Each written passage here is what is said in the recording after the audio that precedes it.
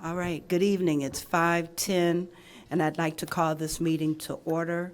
We're here Monday, August 21st for our Human Services Committee. Can I please get a roll call?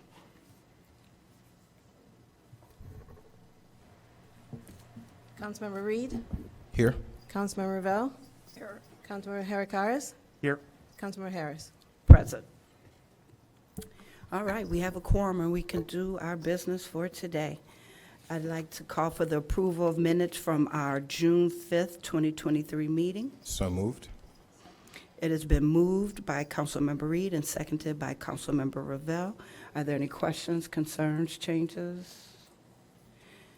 Seeing none, I call for the vote of the June 5th meeting.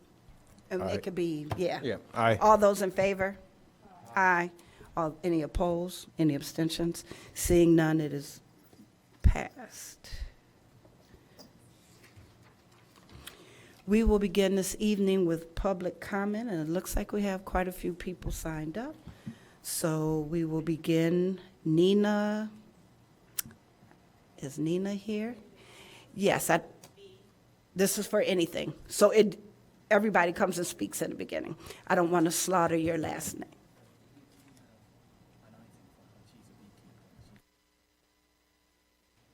Okay, so I was told we want to save you. I just want to see if you all were paying attention.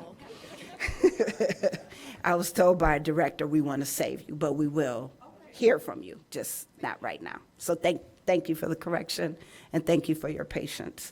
Is that also Stacy? Okay. And Kate. So you're for HS2, do you want to wait until all other B comments, or do you want to speak now?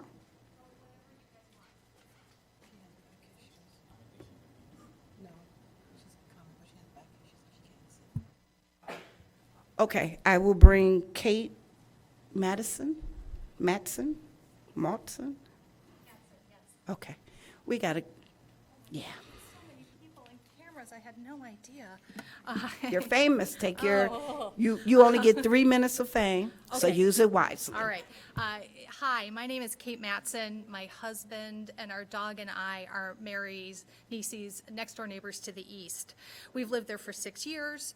Like many houses in our neighborhood, we have some really lovely landscaping with flowering trees and bushes and shrubs, but we don't have a pool the way some of our neighbors do. We use our backyard a lot. We train the dog, play with the dog, sit out on the patio. My husband likes to work out there when he can. And I walk our neighborhood a lot and have the 6 years we've lived there. When Mary and her family moved in, I noticed what I thought were beehives by their garage, which you can see from our second floor. I certainly understand the vital role pollinators play in our ecosystem, and I very much support responsible beekeeping, but I am still a little afraid of bees. I worried there'd be lots more bees, and my husband and I have been pleasantly surprised that we've only noticed a small increase in bees, and we've had no problems being bothered or stung. I started reading a little bit more about bees and beekeeping, and certain themes came through with what constitutes responsible beekeeping. One is realizing that you're dealing with a complex, ever-changing community of bees, and you're going to be dealing with new situations.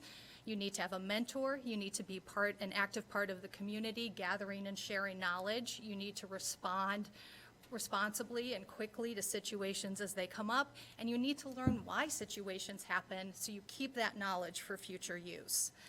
Mary and I have had many discussions about bees and beekeeping in the past year, and she's been so generous with her knowledge. I have learned that I am absolutely not capable of telling apart honeybees, wasps, hornets, yellow jackets. I really can only identify a bumblebee.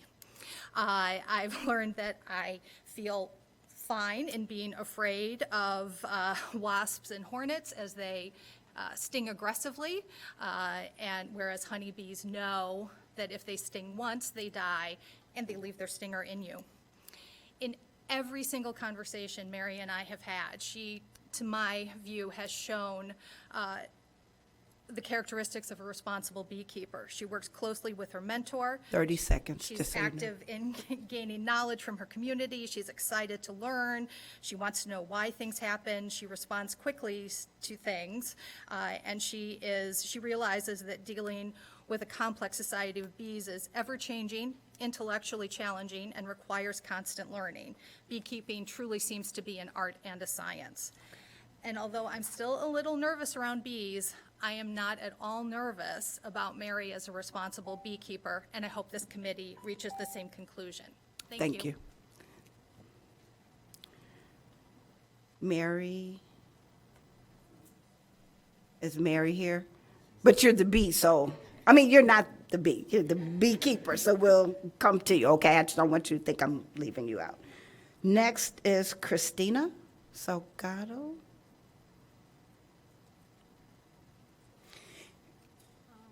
Okay, 1 second.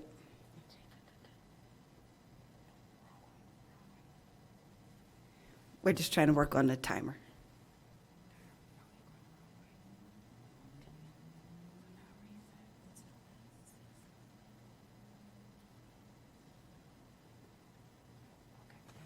Okay, we think we have it set. You may begin. Buenas tardes, mi nombre es Cristina Salgado. Talking to the mic. Buenas tardes, mi nombre es Cristina Salgado. Yo soy fast food worker. Estoy acá por la lucha por 15 para hablar acerca de lo que nosotros necesitamos ahora es que existan salarios justos que correspondan con el trabajo que nosotros hacemos. En muchos lugares los trabajadores son presionados, incluso si se llega a solicitar un mejor salario, se realizan recortes de personal y se le transfiere ese trabajo a los trabajadores que están y se le aumenta la presión. Y es muy difícil ante la situación con lo que hay que pagar en renta, lo que hay que pagar en alimentación, los que tienen hijos, poder mantener su hogar con un salario abajo del mínimo.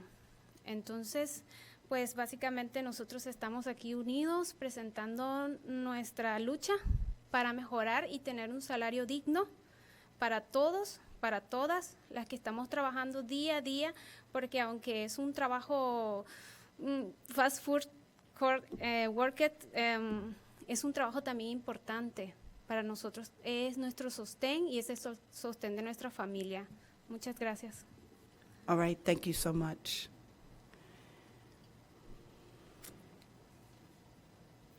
Richard Rodriguez, maybe? Richard? Okay. Hi, my name is Richard Rodriguez with Our Revolution and also representing One Fair Wage, which is an ordinance that's going to be in front of you guys today. I wanted to submit something for the record, if you don't mind. It's a fact sheet for you guys to be able to review during the testimonial that's going to be coming up shortly. Okay. If you give them to me, I'll slide them down. Thank you. On behalf of Our Revolution, we're here. It's a national organization. We're here today to talk about economic justice. Eliminating the sub-minimum wage to us is an issue that's near and dear to our hearts about economic justice. The sub-minimum wage was enacted a very long time ago when recently freed black slaves were moving into the workforce. And at that time, they were making $0 and working for the privilege to be able to work in the industry.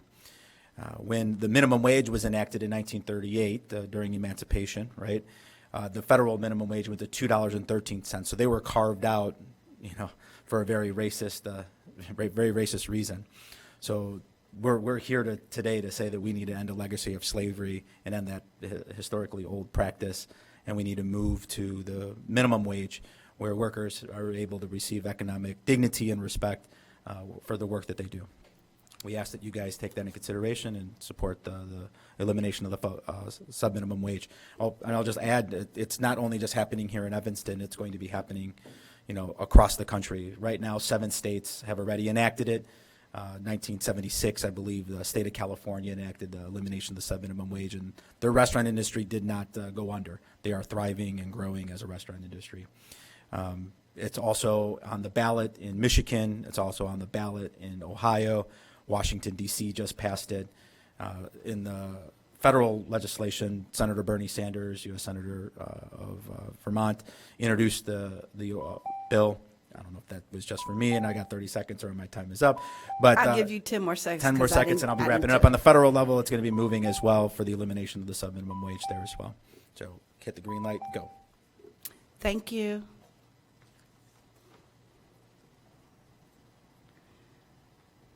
Nikita, am I saying? Nataki, I'm sorry. Thank you for having me. How you all doing this evening? Good. Glad to be here in Evanston. My name is Nataki Rhodes, and I am a One Fair Wage National Lead organizer. A longtime restaurant worker in the industry for over 15 years. I've worked in the industry here in Evanston as a tip worker and also in Chicago. So I know what it is to make low sub-minimum wages here in Evanston, also as well as in Chicago as well. My son went to school here, Orrington, Evanston Township, graduated from Nichols, his grandmother's house on right there by Heckey's. And so I'm standing here today because as a tip worker, as a mother that raised her son in Evanston for the most front part of his life, as far as first grade through sophomore in high school, I worked as a tip worker here in Evanston. And it was difficult, it was stressful, it was a lot. I went through a lot back and forth, having more than one jobs, like I said, working here in Evanston and in Chicago. So this fight started. Seconds. Okay, so this fight started here in Chicago and in our state, actually. And so we're here to support the councilman,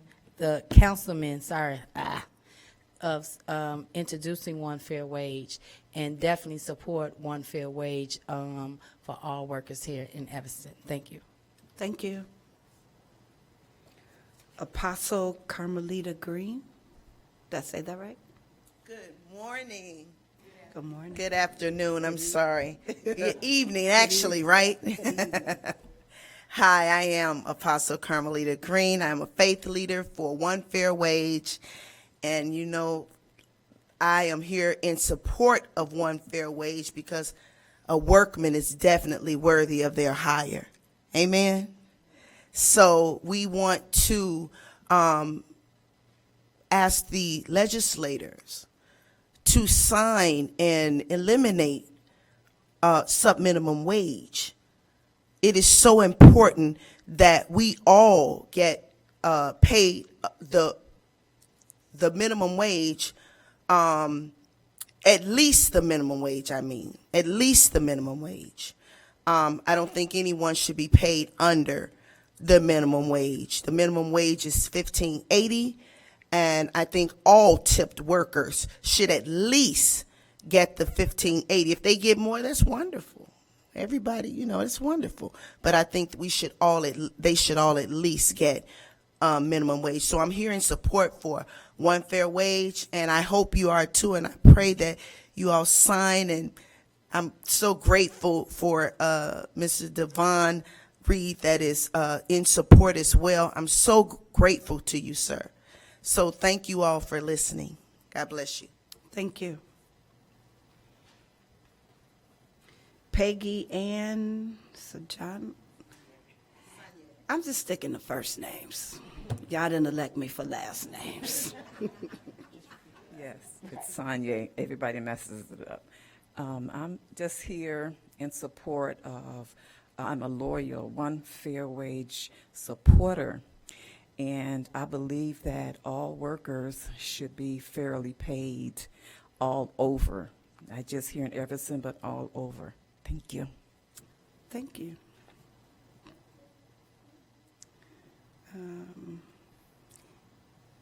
Ann Addis, but you're with the B's. Steve. Yes, Steve. Hello, my name is Steve Ryan Frank. I was born in Evanston Hospital, and I've been pretty much a lifelong resident here in Evanston. I've been involved with Our Revolution, and I've made friends with these people from One Fair Wage and Fight for 15. And I'm proud that Evanston was leading in the nation with reparations. I actually know a gentleman who received reparations, Lou Weathers, and I think Evanston should continue their forward-leaning push and get rid of the sub-minimum wage. I think it's time, and thank you very much. Thank you.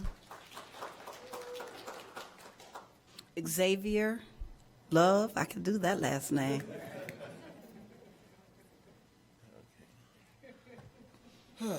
Let me just start on off saying that I'm with. Yeah, let I'll them- move the mic up. Okay, is that better? Yeah, I Okay. can hear you better. I would like to just start on off. I'm here to support One Fair Wage with Fight for 15 too, and this is more of a personal thing to me anyway because I started this back when I was 18. I am now 33. I've worked with many people, including Nataki, throughout the whole state, throughout the whole federal, doing everything possible of bring up the minimum wage because personally, if I've worked those jobs, I worked in Lollapalooza, I worked in restaurants, I've been a bar back and all that, and working for less than minimum wage, being a tip worker, sucks. It really does. And it does do something to your psyche as a young man itself. So right there and there is, it pretty much, I would say, not only alienates you, but it makes you just feel like crap. Because as a young man, you think that you have to help provide for yourself. You try to help out your family, too, and everything else. And you work hard. You work all those long hours. And just to see that check to be less than that because the federal government comes in and take their part, the state and everybody else take their. So your check can go from a large amount to like more than half of it's gone.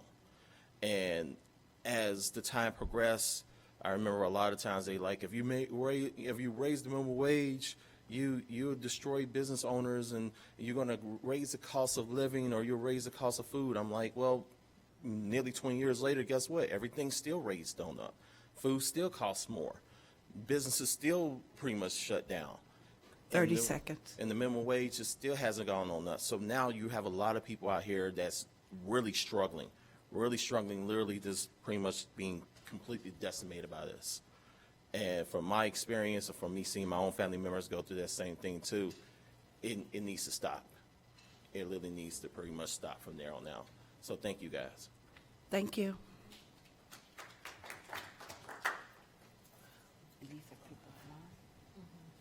Okay, I think we have everyone except the B group. Oh, okay, if you'd like to come up.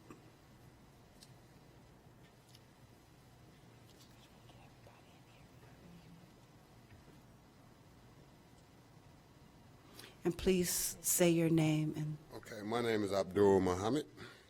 I'm just going to read this letter that I wrote trying to secure some housing at the Margarita. My name is Abdul Muhammad. I'm homeless. I'm a homeless client of Connections for the Homeless since January 16, 2023.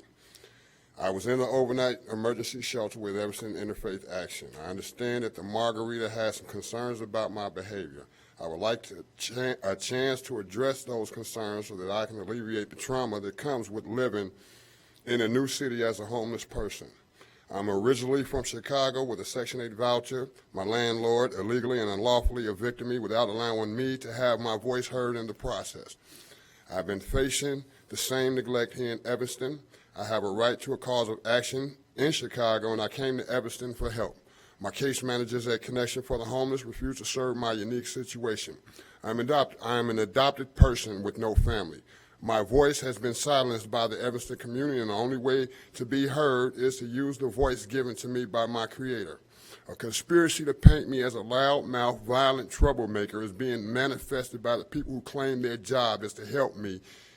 On the contrary, they fight me because I'm a nonviolent political activist, pro se litigant that speaks truth to power. based upon research facts. Rather than embracing my abilities and talent, the people that are supposed to help me bully me instead. Regardless of their treatment of me, I have not harmed anyone.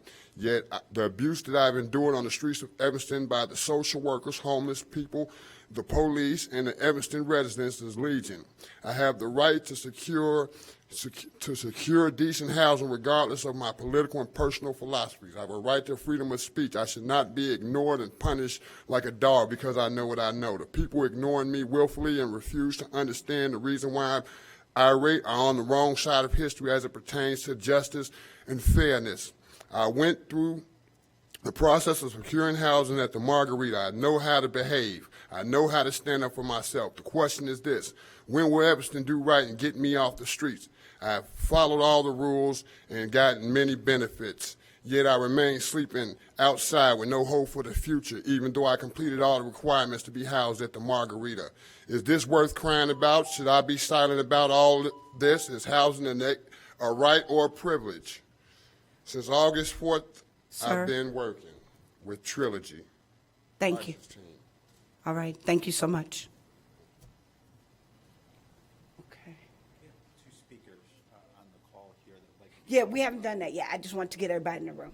So did they sign up? I think they're on the call. I don't know if they were able to sign up. They were waiting. Okay, we'll see. Okay, thank you. Anyone else in the room? I just want to attend to people in the room. No, okay. Next, we will go to callers on the line. Ina and Victor, are you there? I'm not going to call your last name, Ina and Victor. No, okay. So we don't see them. We'll come back. Rodney Green. Rodney, are you there? Nope. Okay. Kate Matson is in person and later. Jessica Hopper? Who? You're Jessica? I am. Oh, okay. Now, yes? Yes, we thought you were online.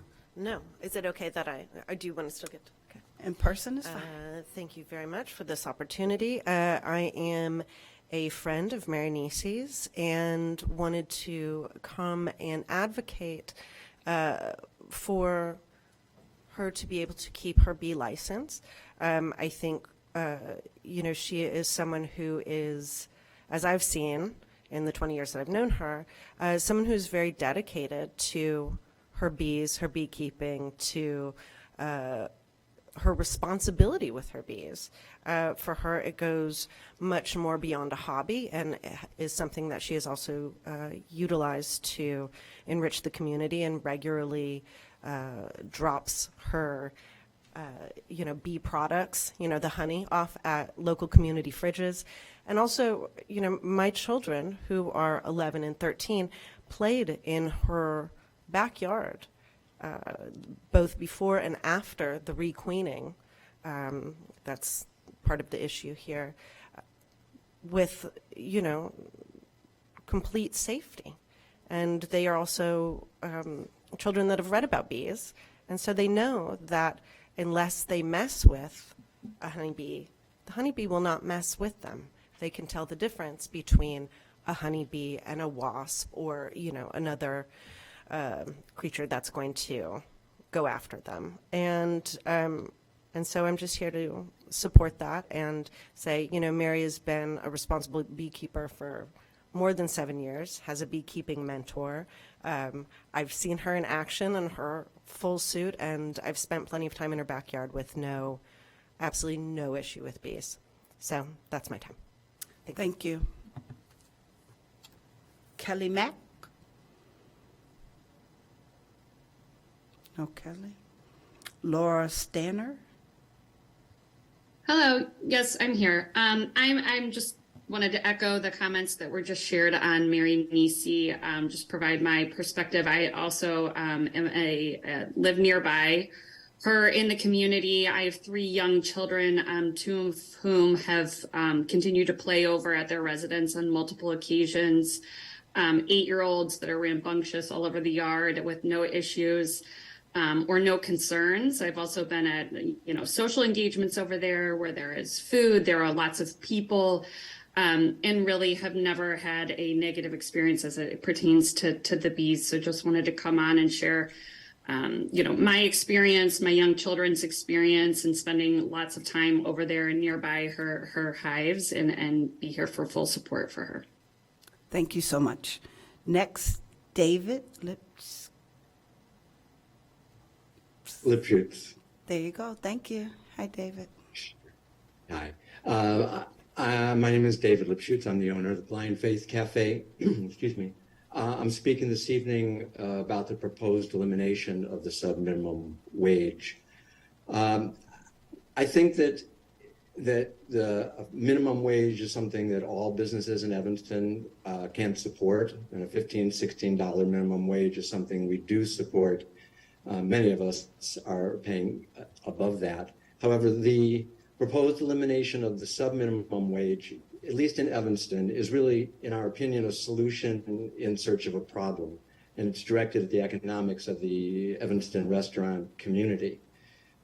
It may or may not be the wave of the future. And if it is, then it should be done statewide and not done locally, which will put Evanston restaurants at an economic disadvantage. It won't be a level playing field, which is not fair if restaurants in Skokie and Wilmette are not on that same playing field. It's not really an economic justice issue in Evanston. Servers in Evanston are making in excess of $25 to $40 an hour. This is true at my restaurant and many of the restaurants that I've spoken to in the community.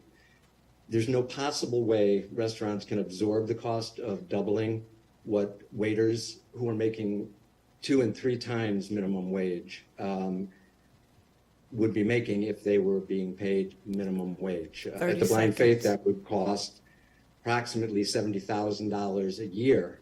Now, obviously, this would be passed on to the customer. But we've been raising prices because of inflation and supply chain issues steadily over the last couple of years. And if you think raising prices does not affect volume, I encourage the council to recognize that you are affecting businesses and the economics of business when you make these choices. Higher check averages do affect volume. At the Blind Faith, post-COVID, our bottom line is down 30%. This is probably the new norm. We're adjusting as best we can, but as our prices have gone up, so have waiters' incomes, because they are being compensated based on a percentage of their guest checks. And so... So you got 10 seconds to wrap it up. All right, so Thank you. It's a solution in search of a problem. Eliminating the sub-minimum locally creates an economic disadvantage, and it will not help those tipped employees, unfortunately. That money will not accrue to them, but will end up going to other parts of the labor pool. Thank you. Thank you. Amy Morton.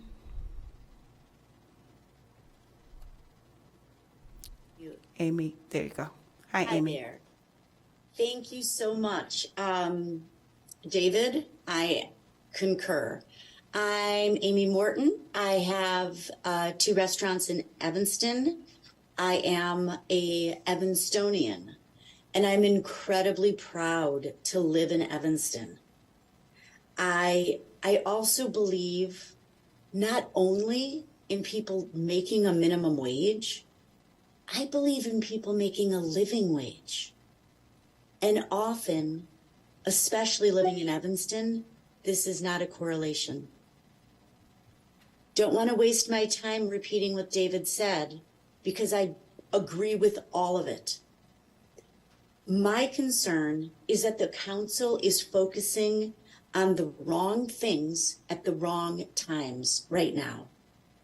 As David said, post-COVID, wrong time to address issues that will damage our community and business economically.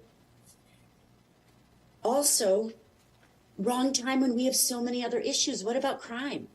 I wrote a letter to the mayor, emails to alder people and community members recently, because 3 of our employees in 1 week, one had their car broken into at Fountain Square, One young man had his bike that was locked on Davis Street caught during daylight hours in 2 places.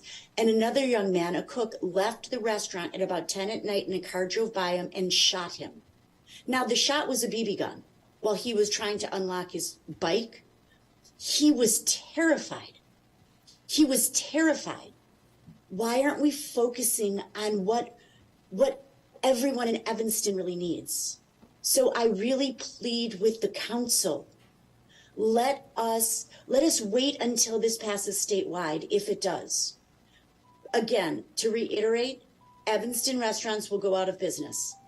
The guests will go to all the other communities that do not have this because their restaurants will seem that much less expensive. The highest liquor tax in the United States of America is in Evanston, and even though they say they're working on it, it's already a coup for the city of Evanston. You need our restaurants. Thank you. Don't put us out of business, and please take care of the crime. I appreciate it. Thank you. Sashka Dice?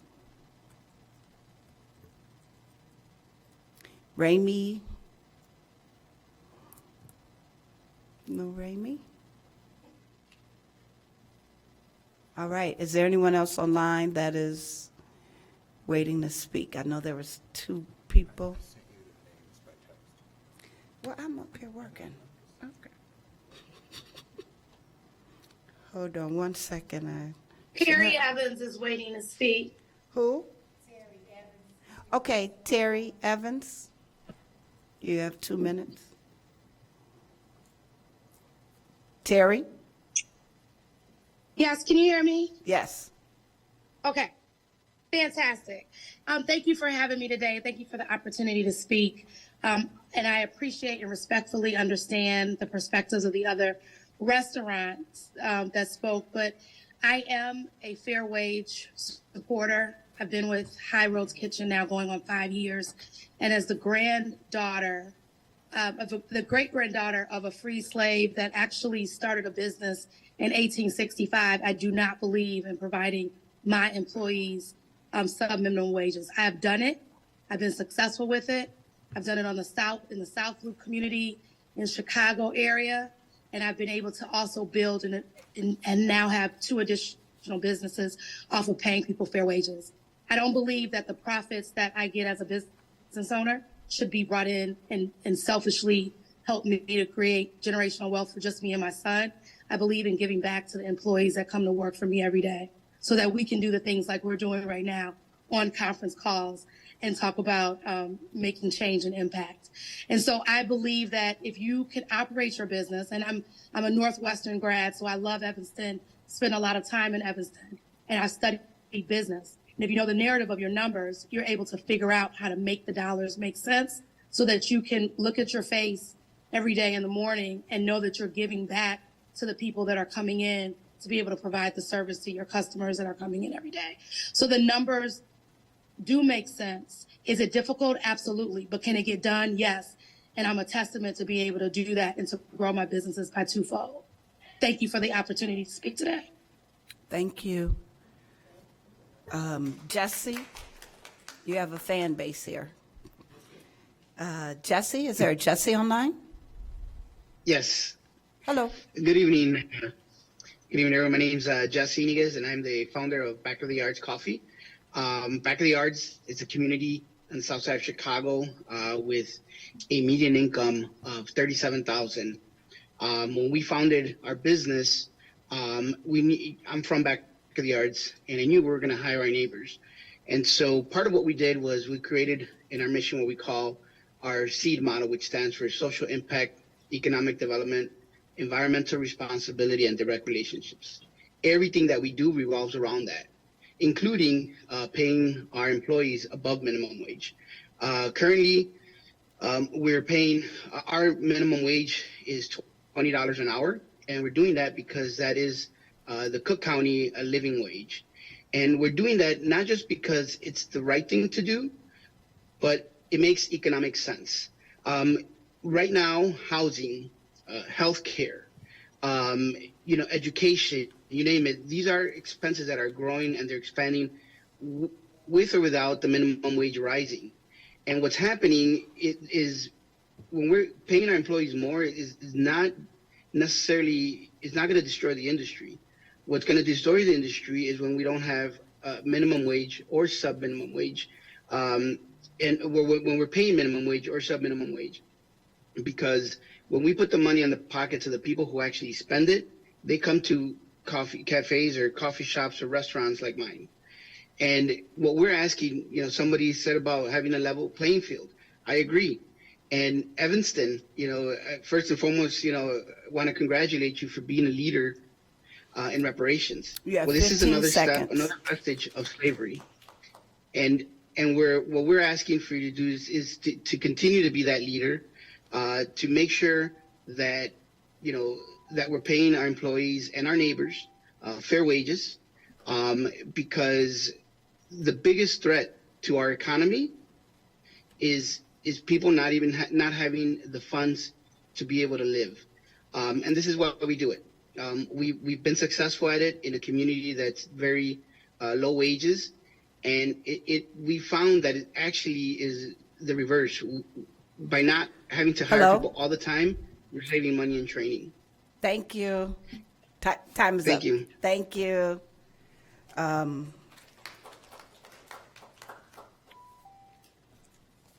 I'm trying to catch all the other, is Ina or Victor? Rodney Green? Kelly Mack sent an email, and I will summarize that in a second. Shaska, Ramey. Okay. Kelly Mack sent an email, and we are hopeful that this committee will delay moving forward right now to allow for more time to collaborate with businesses like us on how to best move forward. I'm not sure of which business that is. Bike shop, okay. That is the end of our public comment at this time. Thank you all so much for your input. We will move further into the agenda. I will move item HS2, the beekeeper license review. Is there a second? It has Second. been, yes, it has been Second. moved.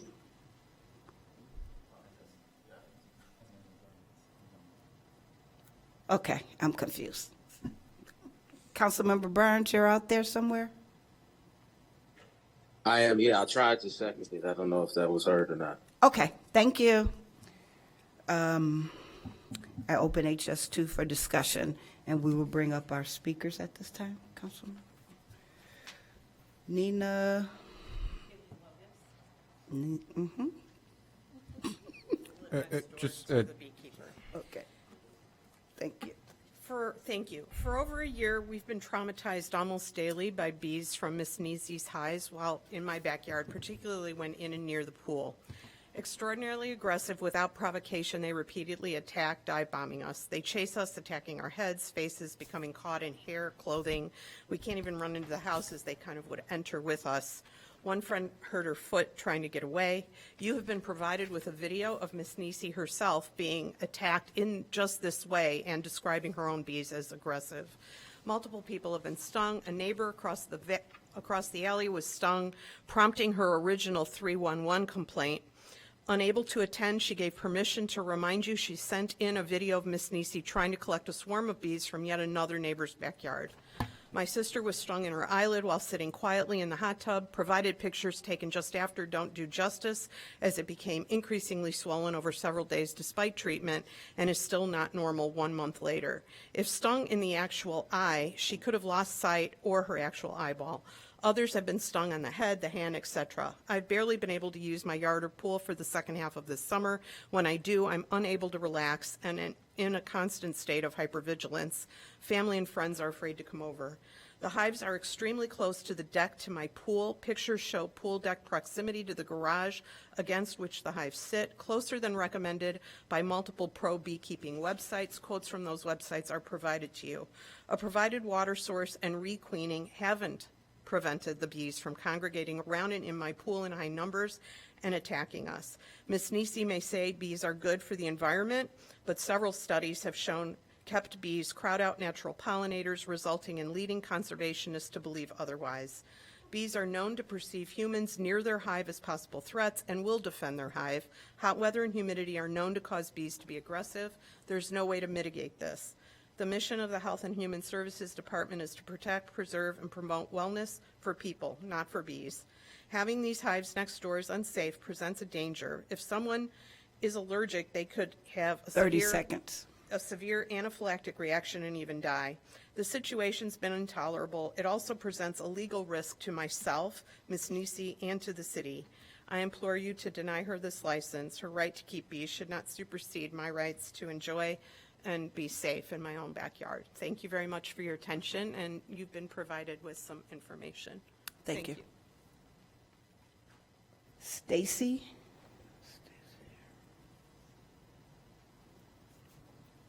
Hi, I'm Stacy DeBrouwer. My sister just spoke. Many times visiting her house. My children have been traumatized by the bees in the backyard. They've circled their head, they've butted them, and as she described, they dive bombed me and stung me in my eyelid.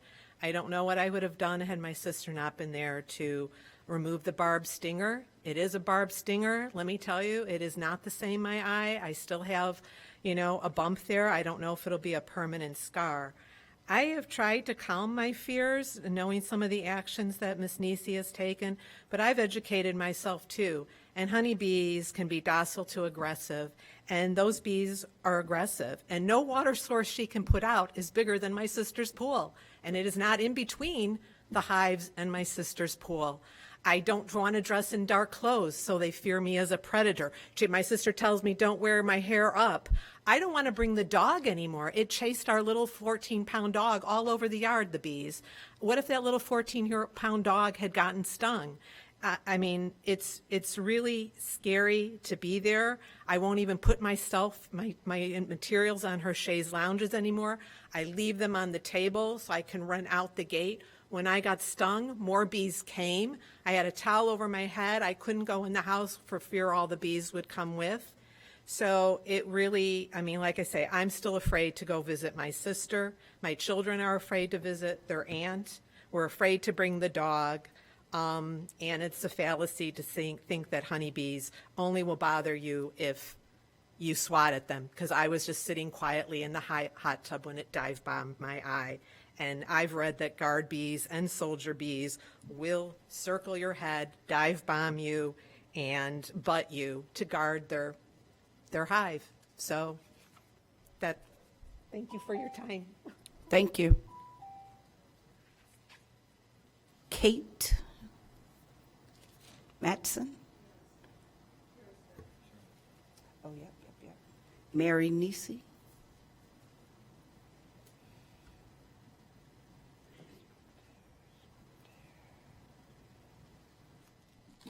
Hi there. Thanks so much for taking my words today. There are people in her pool every single night, so I'm not sure how she can say that people are terrified to go in. I hear them all the time. But anyway, I have been keeping bees for 7 years, and I have never had a complaint in the 7 years that I've been doing it. My hives have been registered with the state, and I got my license on the 6th once I realized that Evanston required one. I kept them with 10 months without anyone even noticing. So I don't know about this year of terror that has been being waged, but when I asked her to approve me getting the license, she signed it. So that she did approve me getting the license. If she was terrorized for a year, I'm not sure that she would have done that. My hive swarmed on May 30th, which is this very typical thing that happens with bees. David Bond, who's a local beekeeper, had 3 of his hives swarm, and due to climate change, they swarm more often than they have. When the hives, when a hive swarms, the queen goes and she mates with a new bunch of suitors, and sometimes you can get bad genetics. 3 weeks after that happened, I did wind up having some defensive behavior, not aggressive. And at the same time, that was when Nina was also having issues with people with bees dive bombing. And in all the research that I have seen, that behavior is for wasps and hornets and yellow jackets, not bees. And I don't tag my bees, so I don't know if they were my bees that were the ones that were attacking her. But I definitely took it seriously. I responded to her quickly with all of her things. I wound up requeening both of my hives, splitting them into 2 different hives. I did all the things, and once I did that, there was no longer any bad behavior. I did buy some ultrasonic bee repellent things that I gave to her, and I haven't heard from her since, and that was almost a month ago. I am following the ordinance to the letter. I have done everything to get a license. In the ordinance, it says that if bees are showing defensive behavior, that they will requeen. I requeened, and I have had nothing happen since then. I haven't heard from her, and I truly believe that what she has been dealing with is a wasp, because that is not the kind of behavior that bees do. But I am a responsible beekeeper. I have been doing this for a long time. I follow the ordinance, and it feels like what the issue here is their fear, and I can't do anything about people being afraid. And I apologize that she's had some issues. I'm not entirely sure what I can do from it at this point, but I have followed the ordinance to the letter, and I've done exactly what the city has told me to do. So, Thank you. thank you. Thank you.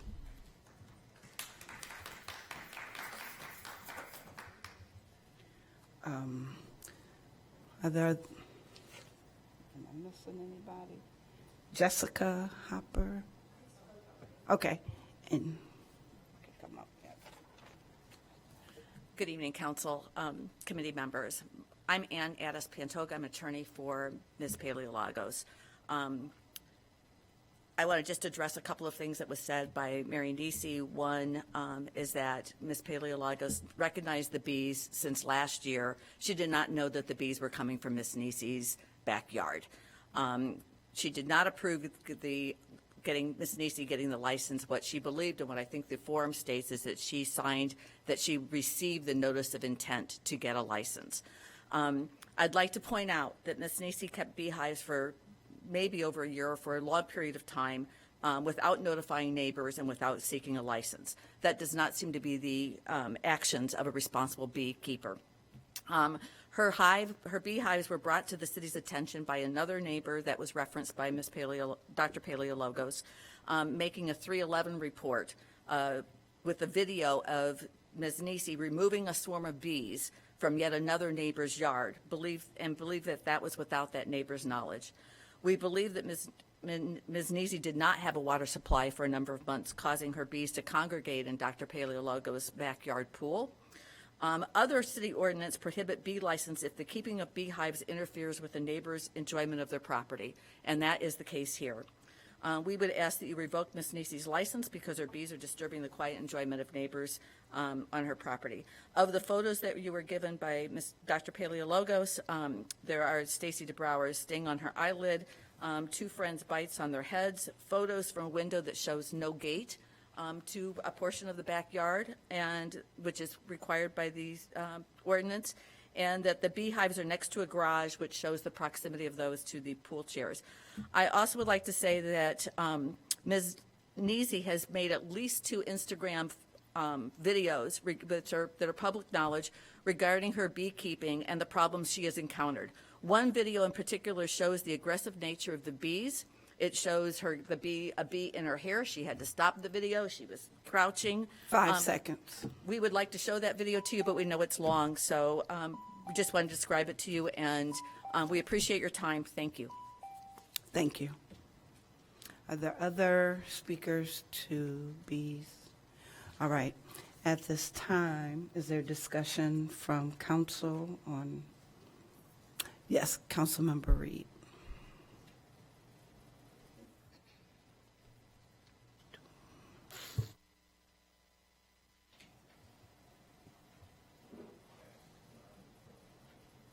I appreciate. Sorry, did you? Okay, yeah, I just wanted to raise my hand. I didn't know where we were right now, but I'd like to speak at some point. Thank Okay, I'll call you next. Thank you. I appreciate the testimony from folks, and it's helpful. One thing I want to understand from Director Ogbo is this feels like something that shouldn't be handled by the Human Services Committee. This feels like something that should be handled administratively. So, yeah, by a bee expert. None of us are bee experts. Juan, you a bee expert? I did some research into getting an apiary license, and my wife told me I couldn't. So, Okay. yeah. She's the expert then. I'm curious, why this is here. What is the ordinance, if there is one that requires it to be here? And I think I might have a referral to make to try to address this. Yeah, absolutely. Good day, everyone. Ike Ogbo, Director, Health and Human Services Department. The way that the ordinance reads, it states that any time there is an objection to someone who's seeking a B license, as long as that notice is made within 30 days of the licensure, that they can object, and that matter needs to be brought to the Human Services Committee to vet the matter. The responsibility to deny or grant a license after that pretty much rests on the Human Services Committee to do so. And I think when this ordinance was created over 10 years ago, I believe the fear was perhaps the overwhelming number of beekeepers that we might have in Evanston. And it was sought for there to be a route in which this is vetted. And that's why that was put in the ordinance. And before coming to Human Services Committee, this is something that I discussed with our law department, and this is the proper route for a matter of this nature. All right. Well, I think there's a referral necessary on that. Does your department have an opinion here on whether this body should approve or deny this license based on the information that's been presented? Well, based on our investigations, we have not seen the bees swarm. Not to say that it didn't happen, but based on the number of occasions we've been on the property, we have not noted any violations. So with that, I understand the frustration. I've looked at these pictures, and I know that you said that it doesn't do it justice. I can only imagine. I've personally never been stung by a bee, and hopefully will not be. But I think short of a firm recommendation of denial from our health department, I think it's appropriate to move forward with this license.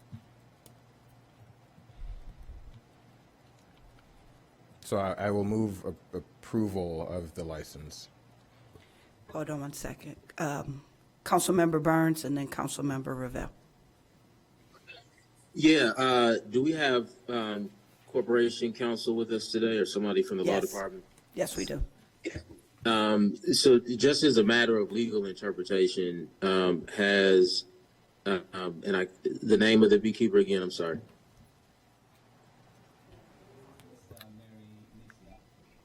Mary Neesey.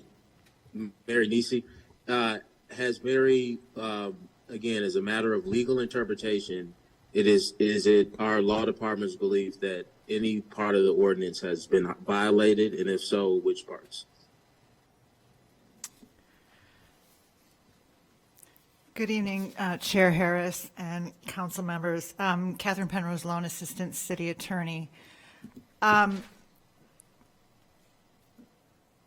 There's a couple different sections of the ordinance, and the section we're under right now is regarding an objection to the licensure. There don't seem to be any standards in that ordinance for when that should be granted or denied.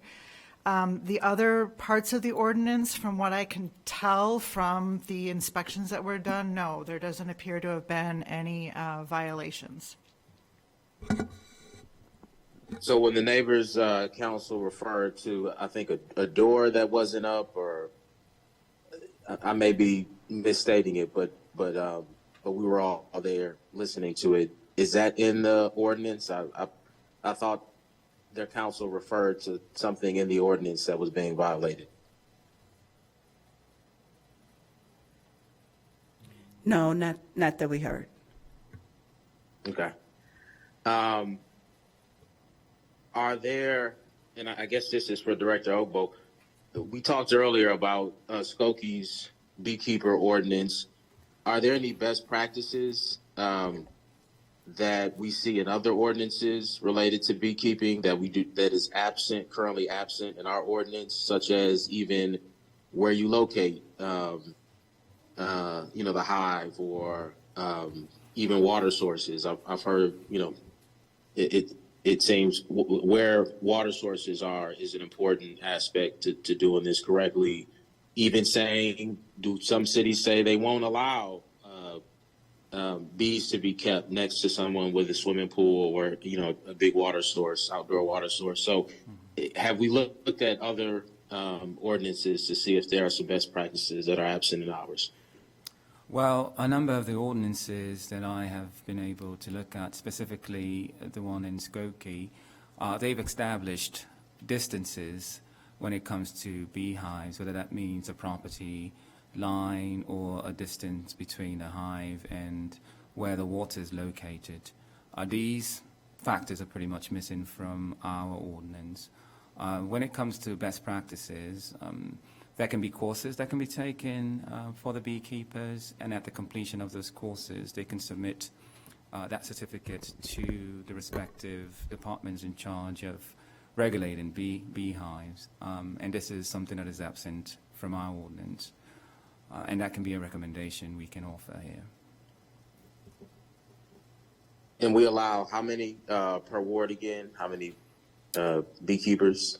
8. We allow 8 apiaries per ward. Currently, we have 16 beekeepers in Evanston, and since the creation of this ordinance, this has been the first complaint we've ever received. And are there distance requirements within wards that we don't want them, so far away from each other within a ward? Can you repeat that? I didn't quite get it. So we allow 8 per ward. Yes. Are there, in addition to that, are there buffer requirements between apiaries or whatever the pronunciation is?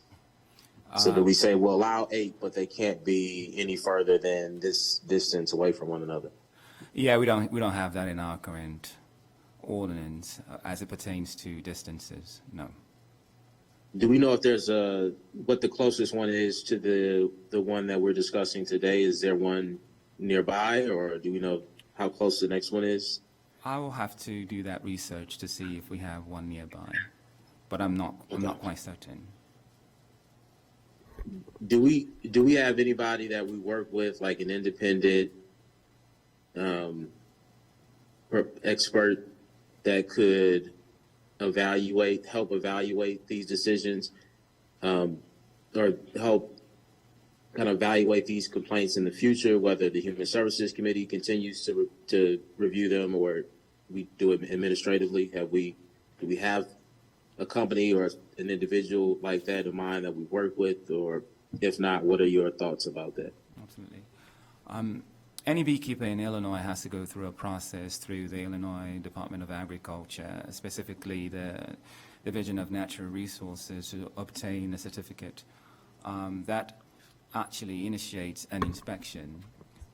But to be honest, given the state of inspections, the state currently does not have the ample capacity to do all inspections.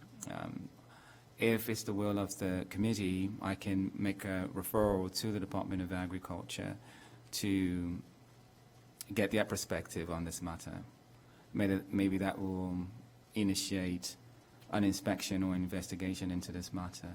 But issues of this regard is being channeled to the Department of Agriculture to provide input. Okay, Chair, that's all for now. I'll share some closing thoughts, but I'd like to hear from Councilmember Ravel and anybody else who would like to ask questions. Thank you. Councilmember Ravel. Okay. I guess I have some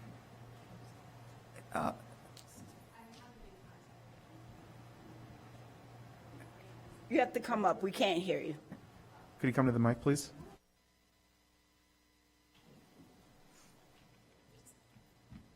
In terms of just the state beekeeper, I have been in contact with the one for our region, and we've been trying to schedule a time to have him come and inspect my hives for me, because I am fairly certain that they're fine.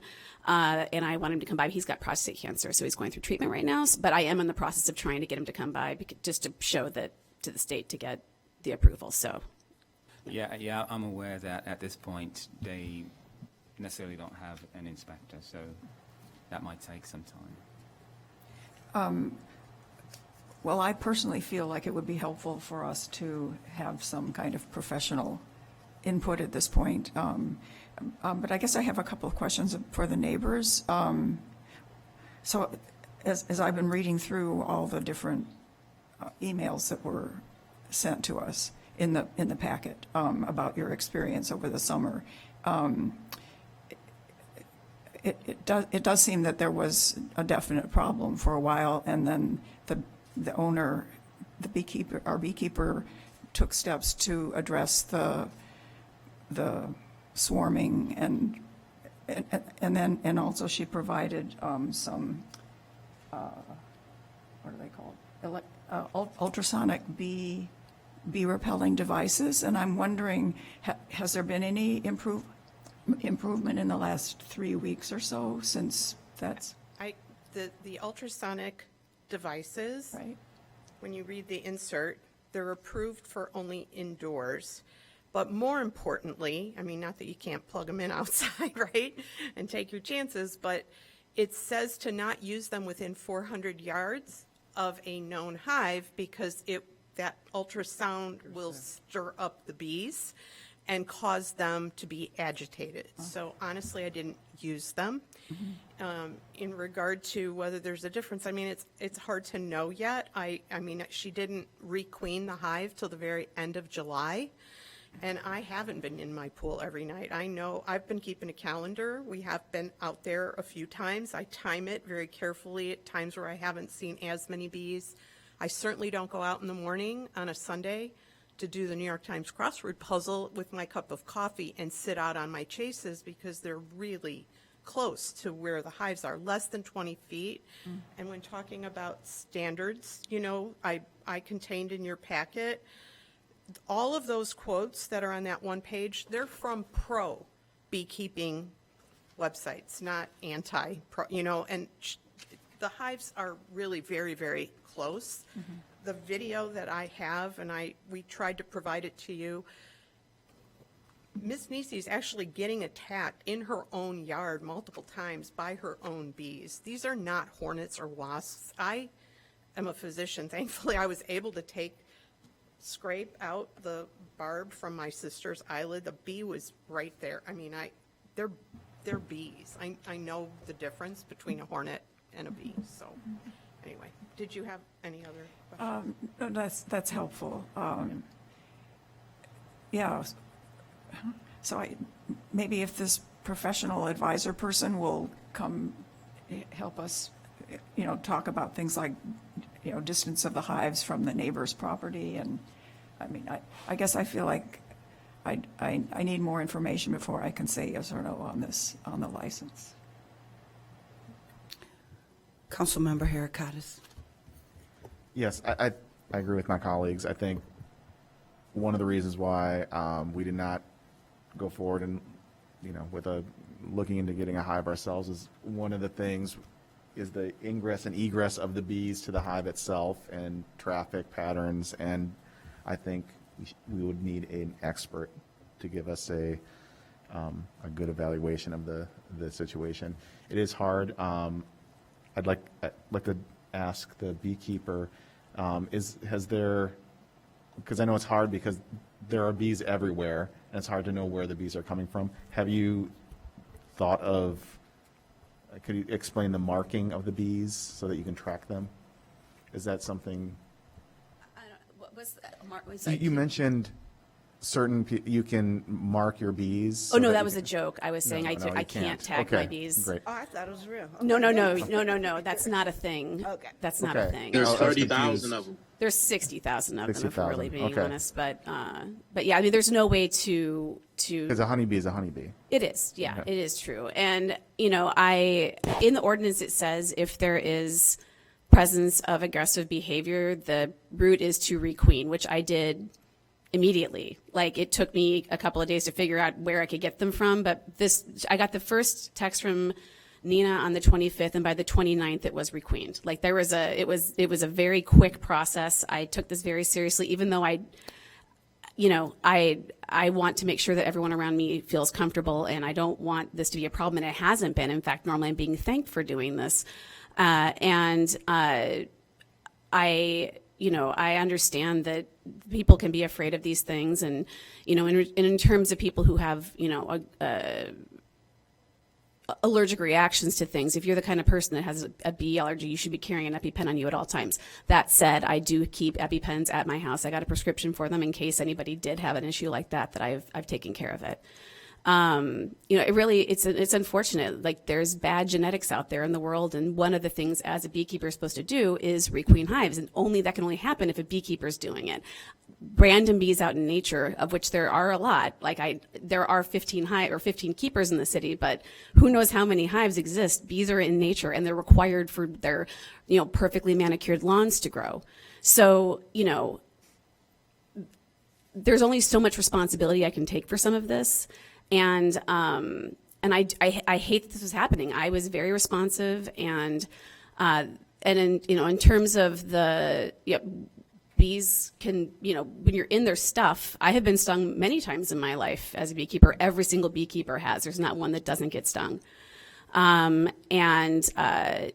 Yes, I put some stuff on Instagram because, it's funny, or whatever. It's just part of my presence on Instagram. I didn't think that my personal life was going to get brought in here like this. When bees are swarming, they're at their calmest, and that is, when you see this beard of bees, which I have a picture of, like those are bees. That's people who are, bees are calm. They're not aggressive and dive bomby. And when I did all of my research, I couldn't find anything either scientifically or anecdotally that had, that showed dive bombing. And I'm not saying they didn't, I'm not saying that there weren't bees. I'm just saying it's not a normal behavior that has a way to abate it. The only way to abate it is by requeening, which I have done. Okay, thank Thanks. you. Yeah. Anything else, Councilmember Hurtado? Okay, Councilmember Reed, Yeah. and then we're going to wrap this up. I will move to, table this until our next meeting so we can get some expert feedback. So I move to table it. Second. Is there a second? There's a couple. Oh, hold on, Director Oba. I'm just seeking direction in this matter. I think I sort of understand what direction we should be taking here. Okay. When it comes to evaluating whether there are any issues with the beekeeper, as I mentioned, it is something that we relay to the Department of Natural Resources, given that they probably won't have the capacity to conduct an investigation. Should the responsibility of the evaluation then fall on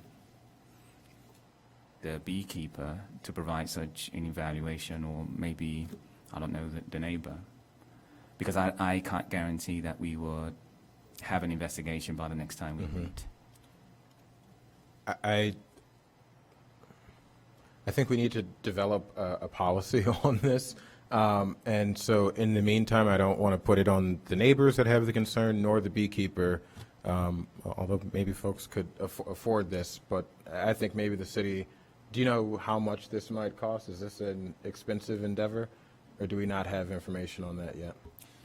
I don't have any information on that. So then I will move that we. Hold on one second. Councilmember Hurtado, let me see what it is. Councilmember Reed is going down the same road as Okay. I was. Yeah. Okay.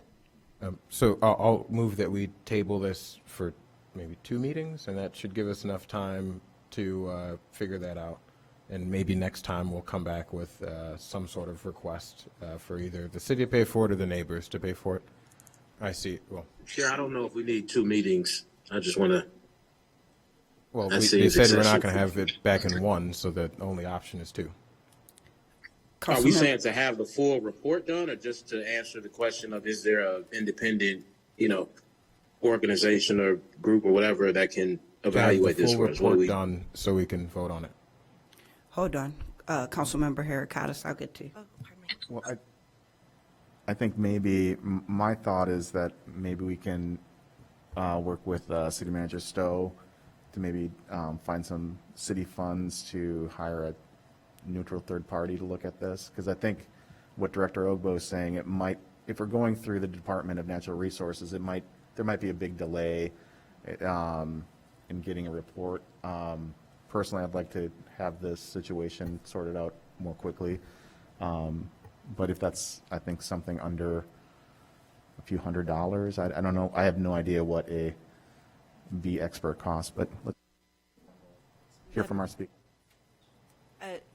I'm just wondering, given that I've read all the materials and the complaints and everything that was part of the agenda, and if the city has come out already to Mary Nisi's property and inspected it 4 different times and found it in compliance 4 different times, then what does that kind of say? Like, is it by that you would need to get a secondary, tertiary expert in, use city funds to do that? Do we do that with other laws? Or are we just kind of saying you have to keep complying, keep complying? Thank you. That's my thought. So I don't think we're experts in this field, and we're saying that we want to hire an expert to protect both parties. We are, I'm not taking any more comments. I'm going to be really clear about that. We are guardians of both of you, and we want to do that correctly. And that is the most important thing, to not supersede anyone's rights for safety or for the rights to have the bees. So what we are going to do, and I think I saw the nod of the city manager, that if it falls under what he can spend, we will look for a professional person to come help. That may be moving a hive. I don't know anything about bees except they sting sometimes. I'm not saying that they did. I'm not taking guilt. So we will protect both of you to the best of our knowledge, and we will find someone to come help with the situation. So is that, no, nope. So Nope. I'll move. So I'll please move that we table this. Director Ogbo, is it 1 meeting, 2 meetings? I believe there's no September meeting, so we'll have Oh, to so be- October, okay, yeah, that's so it'll right. have to be in So October. the equivalent of 2 meetings. So I'll move that we have this back at our October meeting, and that the city will try to find funds for it. Is there a second? It has been moved and properly seconded by Councilmember Ravel to move this meeting to October with the hopes of hiring someone to figure this out for us. We are not experts. I'll take roll call on this vote, please.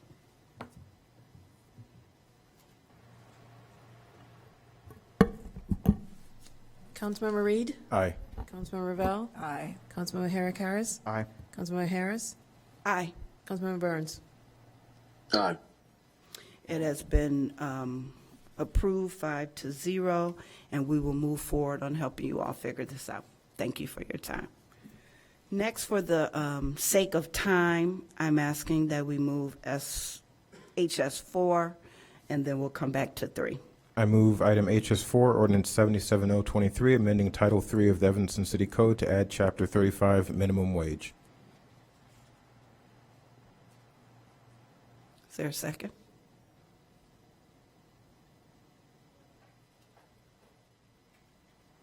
Is there a second? Second. Okay, Councilmember Burns.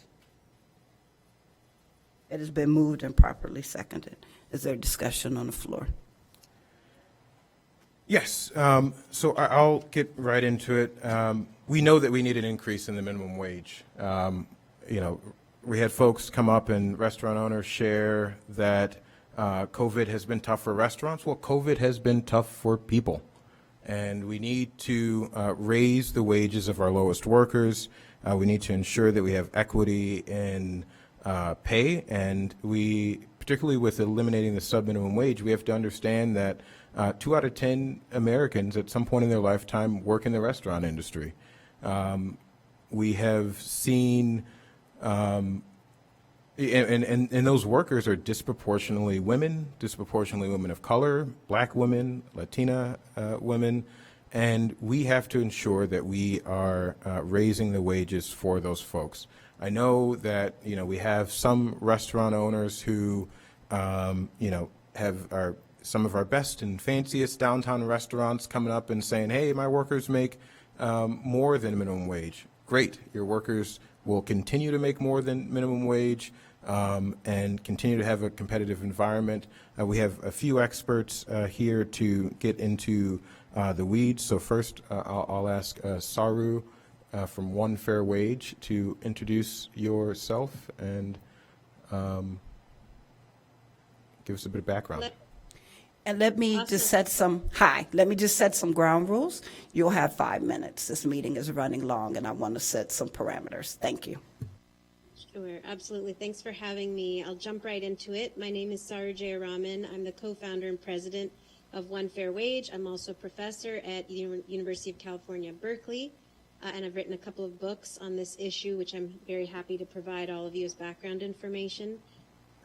The restaurant industry in both Evanston, Illinois, and the United States has been one of the largest and fastest growing private sector employers in the city, in the state, in the nation, but it's been the absolute lowest paying employer in the city, in the state, in the nation for decades, actually for generations, dating all the way back to emancipation, the point at which the restaurant industry demanded the right to hire newly freed slaves, black women in particular, not pay them anything, and force them to live on this new idea that had just come from Europe at the time called tips. Pre-emancipation, waiters were actually mostly white men. They did not receive tips in the United States. Tipping was not prevalent at all. They received wages. They went on strike in 1853 for higher wages, and in response, restaurants were looking for cheaper labor, sought to hire newly freed black people, black women in particular, and at that point told these workers, you will not receive a wage, you're going to get this thing that has just come over from Europe called tipping. That idea that a black person could be paid nothing at all and forced to live on tips became codified into law in 1938 as part of the New Deal, when everybody got the right to the federal minimum wage for the first time, but these workers were purposefully excluded, told that they would get no wage from their employer as long as tips brought them to the minimum wage. We went from $0 in 1938 to $2.13 an hour in 2023, the current federal minimum wage for tipped workers. And of course, it is higher in Illinois. You've got about 66% of the wage for tipped workers, but the workforce is the same. It is still overwhelmingly women. The majority of tipped workers in Evanston are women.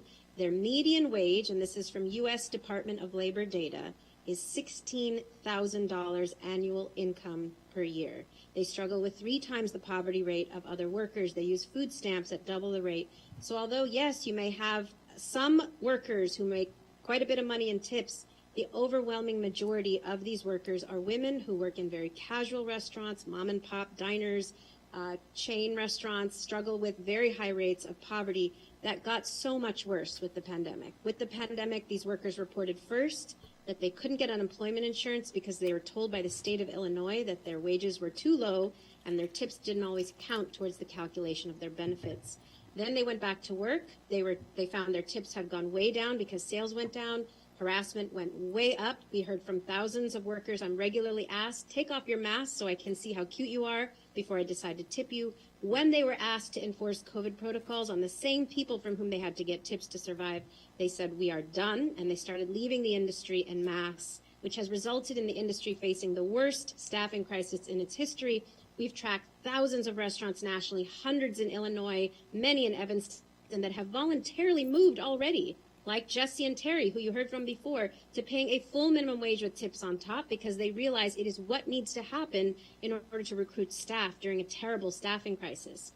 And as a result of that massive upheaval in our industry, this is moving around the country. Michigan has already ended the sub-minimum wage for tipped workers, along with 7 other states that have done this. In those 7 states, tipping is higher, small business growth is higher, sexual harassment is cut in half, overall job growth in the restaurant industry is higher than it is in Evanston and Illinois.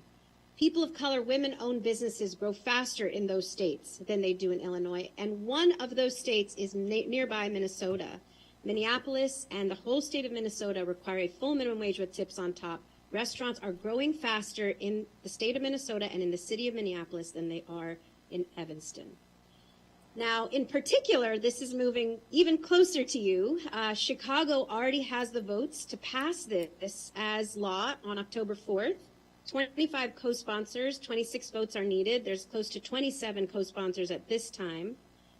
And the mayor of Chicago, Mayor Brandon Johnson, has pushed this forward as a way not only to address You the have 30 restaurant seconds. staff crisis, but he has moved it as a way to address the industry, the youth employment crisis and public safety. Crime was brought up. Mayor Johnson sees this as a way to help young people have livable wage jobs that allow them to avoid criminal activity.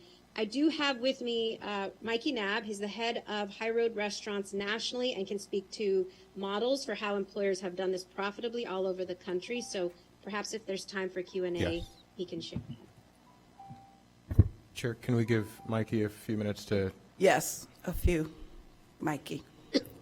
Yes, thank you so much. I appreciate your time. As Sarah mentioned, my name is Mikey Knabb. I am the National Director of High Road Restaurants. It's a national association of restaurant owners across the country who are committed to addressing race and gender inequity in our industry, where unfortunately it is a massive problem for many of the reasons that Saru outlined. I'll just give you a little bit of the restaurant owner perspective from our members and others, including Terry and Jesse, who gave comment earlier on this call and are here still to answer questions if you have them. But the two-tiered wage system with the sub-minimum wage for tip workers puts restaurant owners at a massive risk of violating wage and hour laws because it's so complicated and obtuse. In 2014, I believe the Obama administration did a study of thousands of restaurants across the country to see how frequently this law, where you're supposed to make up the difference between the sub-minimum wage and the full minimum wage, was violated. And it turned out it was violated over 84% of the time. That doesn't mean that 84% of restaurant owners are criminally stealing from their employees. It means that they often did this on accident because it's so complicated. Now, as a restaurant owner myself, my restaurants were in California and Oregon, where we've never had a sub-minimum wage as long as I've been alive. And I can tell you that my restaurants, I grew a company from 1 to 3, from 24 employees to 127 employees. And a lot of my peers also had similar successes. Restaurants do well in these systems, and I've never had to worry about that complicated violation issue that I just mentioned. I will also say that we support at High Road Restaurants 3 models. So these are easier to follow and offer predictability and consistency for both employers and workers. The first model, and the most common that you'll see everywhere that Saru mentioned in those 7 states, but across the country for places that choose it, is one fair wage with tips on top. So that just means that tipped workers make the full minimum wage and tips are received just as they are now. And because of a law passed in 2018, an amendment to the Fair Labor Standards Act, that means that you can tip pool, meaning share the tips with the back of the house or the kitchen, which is a workforce, half of the restaurant workforce, disproportionately people of color, disproportionately immigrants, who are almost always left out of these conversations. Every line cook in these states with sub-minimum wages has 2 jobs and 5 roommates in a 2-bedroom apartment. So allowing everyone in the staff to participate in the tip pool goes a long way in addressing some of the inequities that come with tipping. So the full wage with tips on top and tip pooling with back of the house is one. The second one is one fair wage with service charges that go directly to workers. So these would have to be just passed through from the customer through the employer to the worker directly and be clearly communicated to guests so that they don't get confused and angry. Honestly, some consumers find it very unsettling when service charges are added and they don't know where the money's going. So that's the second model. And then the third model that's very rare, but sometimes can be successful, particularly in the very high-end restaurants, 30 is seconds. what's called hospitality included. And hospitality included just means what you see is what you get. The price on the menu is what you pay. There's no service charge, there's no tip, and everyone makes a full living wage. I will just say we have members across the country who have adopted all 3 of these models. They're all happy to help restaurant owners in Evanston make the transition successfully because they know that it makes our entire industry more sustainable, not only in the competition for customers, but more importantly, broadly in the competition for workers, which is a message that can be sent that these are professional jobs. And I just want to invite the former owners, the owners that spoke earlier on the call, David and Amy. We agree that this should happen statewide and even federally, and we'd be happy to connect with you to discuss how you can help us make that happen as well. So thank you. Thank you so much. Is there any other discussion? Councilmember Reed. I want to make space for my comments. We had a robust conversation about the bees, so I just want to make sure that we have a conversation about workers. Right, so what's your comment?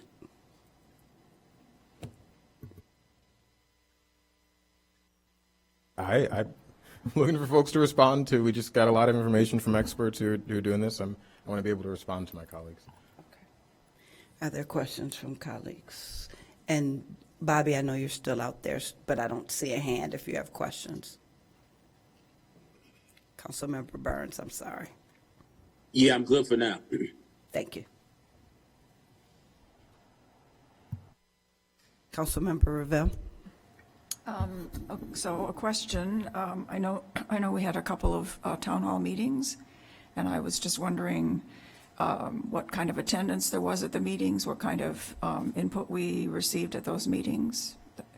Yes, thank you. So the Economic Development Committee voted to have us have a number of town halls, as you stated.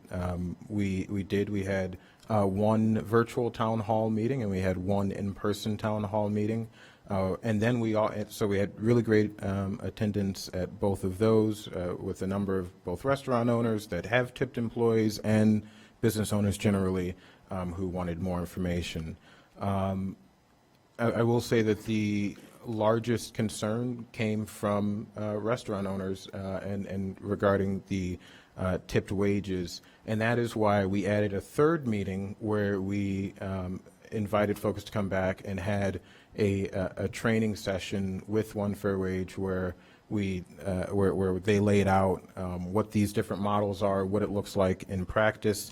One of the things that made it into this ordinance as a result of those conversations is restaurant owners said, well, hey, if we implement the service charge model, then we're going to be taxed on that, and that's going to mean even more, money being lost, whereas tips obviously don't have sales tax applied. And so this ordinance incorporated that feedback and exempted service charges from the Evanston sales tax, and so that will ensure that we are not double taxing those service charges as a part of the sales tax. And so that was really key feedback that made it into this ordinance from our business owners. And I'm really excited that the folks at High Roads have committed to making themselves available to any Evanston restaurant owner that needs assistance in figuring out how to make this work for their business.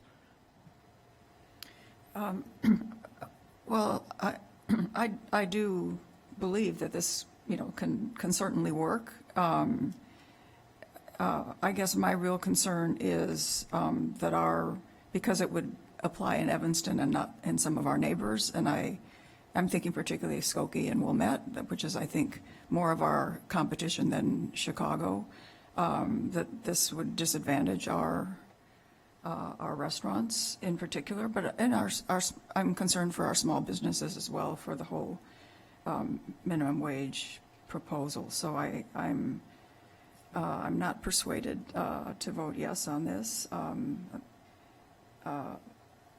And a couple of other little details. So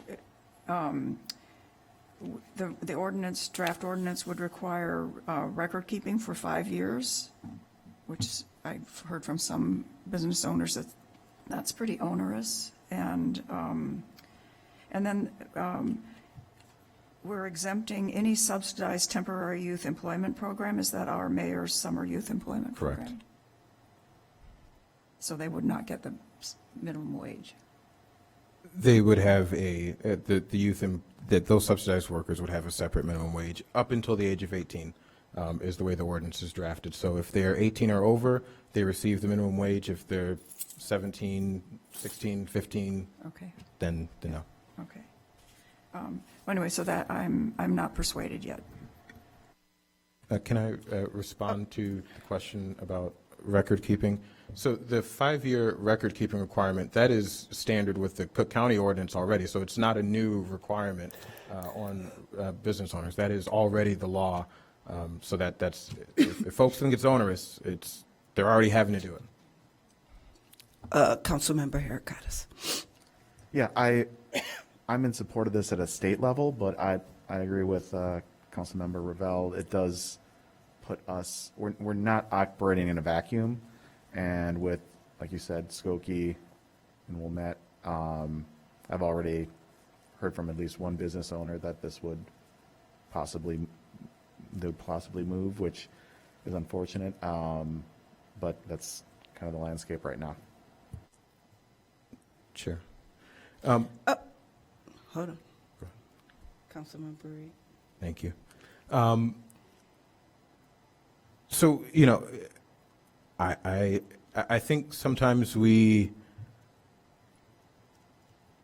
I get, you know, on the north side of town that Wilmette is maybe a competitor, but in my area, folks are not going to Wilmette to go dine. They're going to Chicago. They're going to other areas.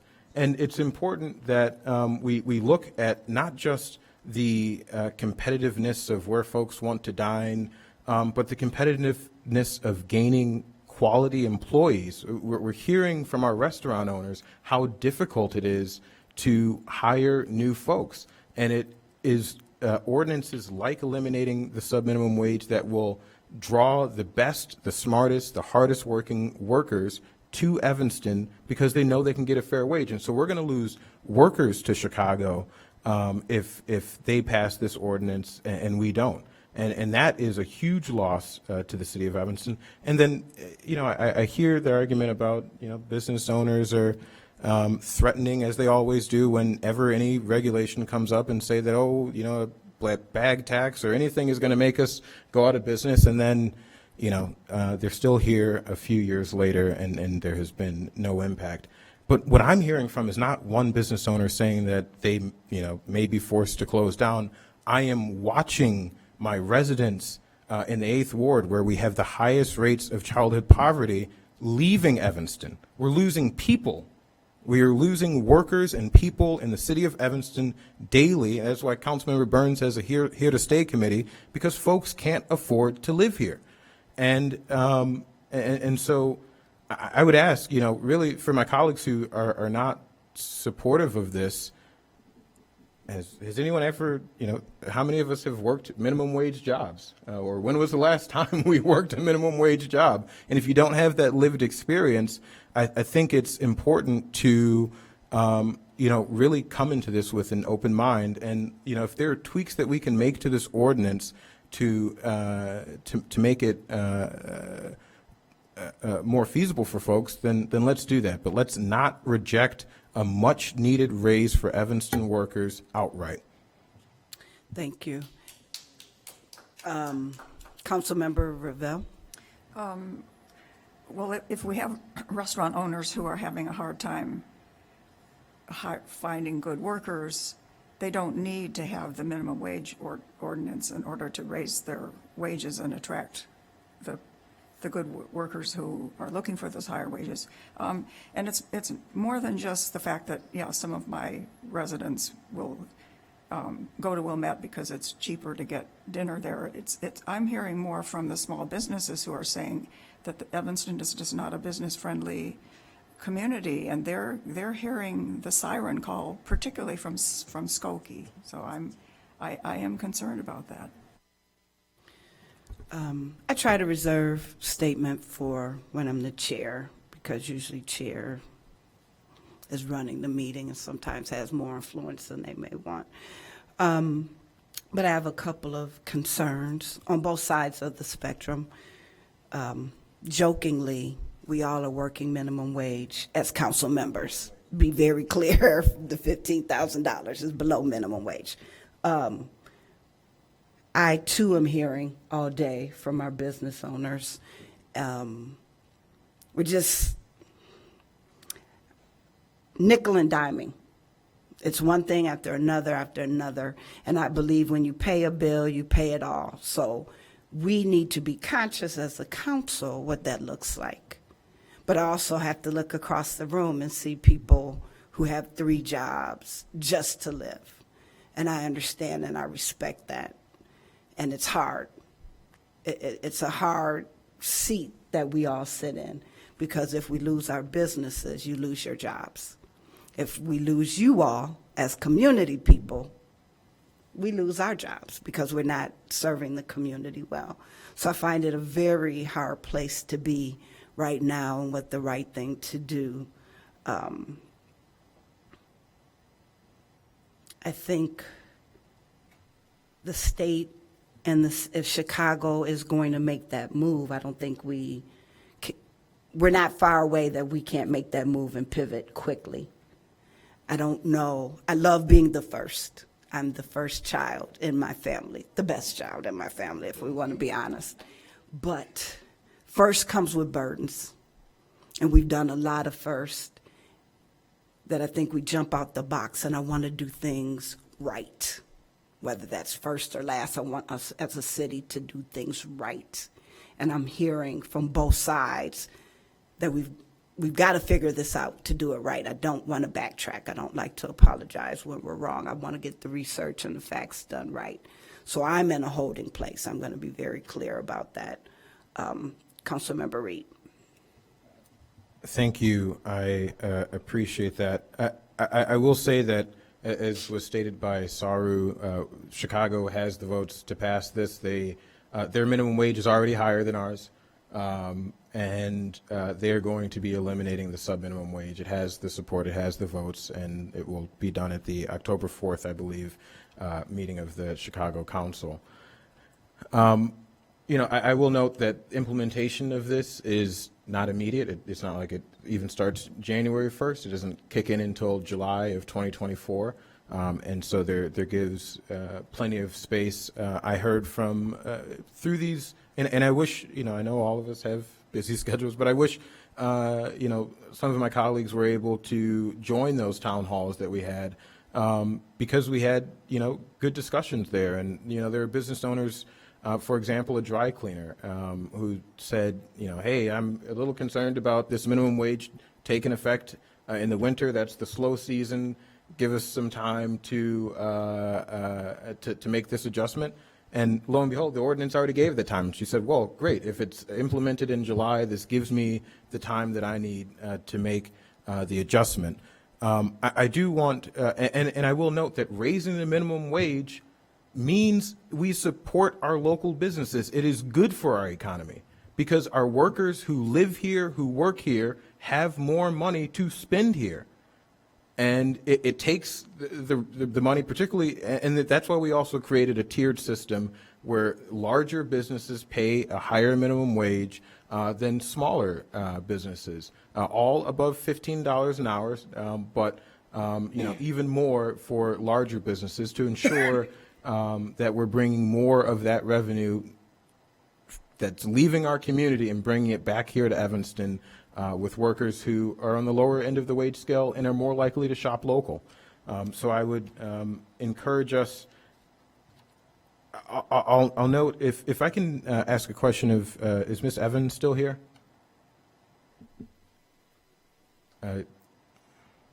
Terry? I believe she's still here. Give me just some. Terry's still here, yes. She may have had to step away. Jesse is also here, restaurant owner. He's on camera. Yeah, well, sorry for you as well. In jurisdictions so for example, Minneapolis implemented this, I think, before the state of Minnesota, and there are other municipalities such as, are you muted? Oh, St. Paul, I'm sorry, St. Paul implemented this before the state. And, we have DC, which has implemented this, which is a city that is surrounded by, we all know. And so what has been the effect, essentially with Evanston, if we were to implement this before some of our northern neighbors, have we seen, in DC or in St. Paul that there is a detrimental effect to singular municipalities implementing this?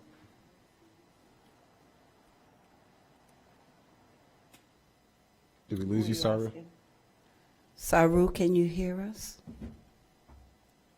Or, I'm so sorry. It's okay. Can you say that again? Yes. So municipalities such as Washington, D.C., St. Paul, Minnesota implemented this before their states did. Well, D.C. obviously, but before the state did, and they were surrounded by communities who had yet to implement the elimination of the subminimum wage. What have we seen in those communities? Has it impacted business growth in those communities? No, and actually one of the best examples is Flagstaff, Arizona, which implemented one fair wage before the state of Arizona the state of Arizona is now ending the subminimum wage on the ballot next year, but Flagstaff did it several years in advance.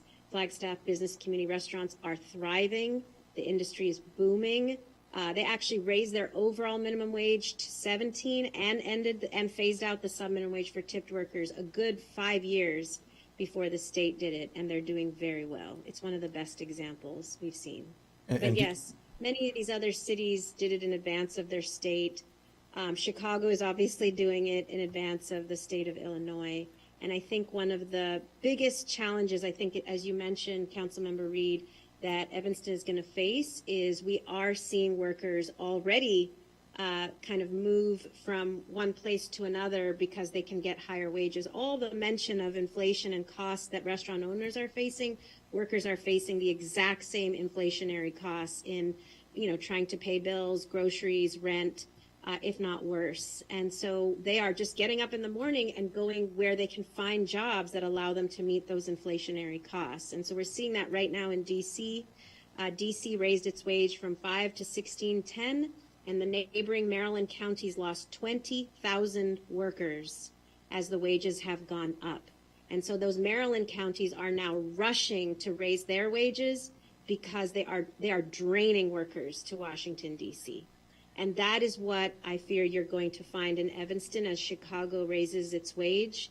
As I said, it's happening October 4th. Evanston is going to lose a lot of workers to Chicago. Thank you for that. And with that, oh, sorry. I'm back. I could hear you, but I could not come off of mute, so I apologize. Great. If you want to. Few seconds. My question to you is, as someone who has had these policies in their business, someone who is a Northwestern graduate, studied business, is familiar with Evanston, I'd just like to hear a bit more about you, about the practicality of implementing this. And I think you shared some really good value statements about why this is important, and not just building generational wealth for you and your family, but making sure that your workers are able to have a living wage as well. Yes, absolutely. So I walked into this industry after spending 17 years at BMW Group in corporate America, and I was really disgusted by the fact that my back of the house team and front of the house team did not have anything other than their weekly paycheck, and they were struggling to come in to work. And so I had to do some real deep thinking on my own. I had an opportunity to meet Saru, read the book, and realize that it's the narrative of numbers, right? And so we go through these ratios as restaurant owners of your ratio should be this and this, and with food costs and labor. Well, if you adjust your ratios, you can figure out how to do the right thing so that people can come to work and be able to pay their bills. And so I hear all the comments, but what I don't hear is how would it feel to send somebody to work that doesn't have their phone on, or can't get we're the week of school starting, that can't go school shopping for their kids because they're just trying to figure out how to pay rent, or they're working 2 or 3 jobs and can't be at home working with their kids at night doing schoolwork. And so what I found is I have a better retention rate. I have a more sustainable workforce when I'm able to pay people what they deserve. And again, I go back to the fact that I can go and pick up my son from soccer practice while someone is at work taking care of the restaurant. And so they need to be paid for the ability that they are running the restaurant when I'm not there, so that I can do the other things that I need to do to grow my business. And I was able to do that. Is it tough? Absolutely. And I said that earlier, but it can be done. There are models out there to show that restaurants that do this and that participate in fair wages and tips on top are able to not only just thrive, but able to grow. And so I think it's a matter of getting out of our comfort zone of saying, this is what we should be paying, and this is the profit that I should hold as a business owner, and finding ways to share that profit within your bottom line back to the people that are actually doing the work. Thank you. And that and those ratios typically are somewhere around 30% for wages. Is that correct? 15% front of house, 15% back of house. And so. Yeah, and it's wages, it's ratios that are benchmarked against the industry as a whole, right? And so you've got small businesses. You've got businesses in Inglewood and South Side of Chicago that are paying fair wages in communities that people, you know, are challenged with just going out to dine. So how is it that we can do this, right? Those businesses, my business in the South Loop, where I have a more, you know, affluent community and obviously can take on some of these costs. But if we can do it in the South Loop and in Inglewood, then, and I'm sure we can find ways and resources to be able to get restaurants on board in communities like Evanston and across the other parts of the city. Thank you. Thank you. And so just I can see that, you know, many of my colleagues just aren't proximate to these issues. Yeah. I'm sorry. I'm just speaking to the folks up here at this point. Sorry. Thank you, Terry, for your comments. But I can see that many of my colleagues are not proximate to these issues, or their proximity to these issues comes from a standpoint more from the owner class rather than the worker class. And that is very clear in the way that most of this discussion has been framed. My ward has the largest black population in Evanston, one of the largest Latinx populations in Evanston. We have the highest rates of childhood poverty in the city of Evanston. And my residents need this wage increase.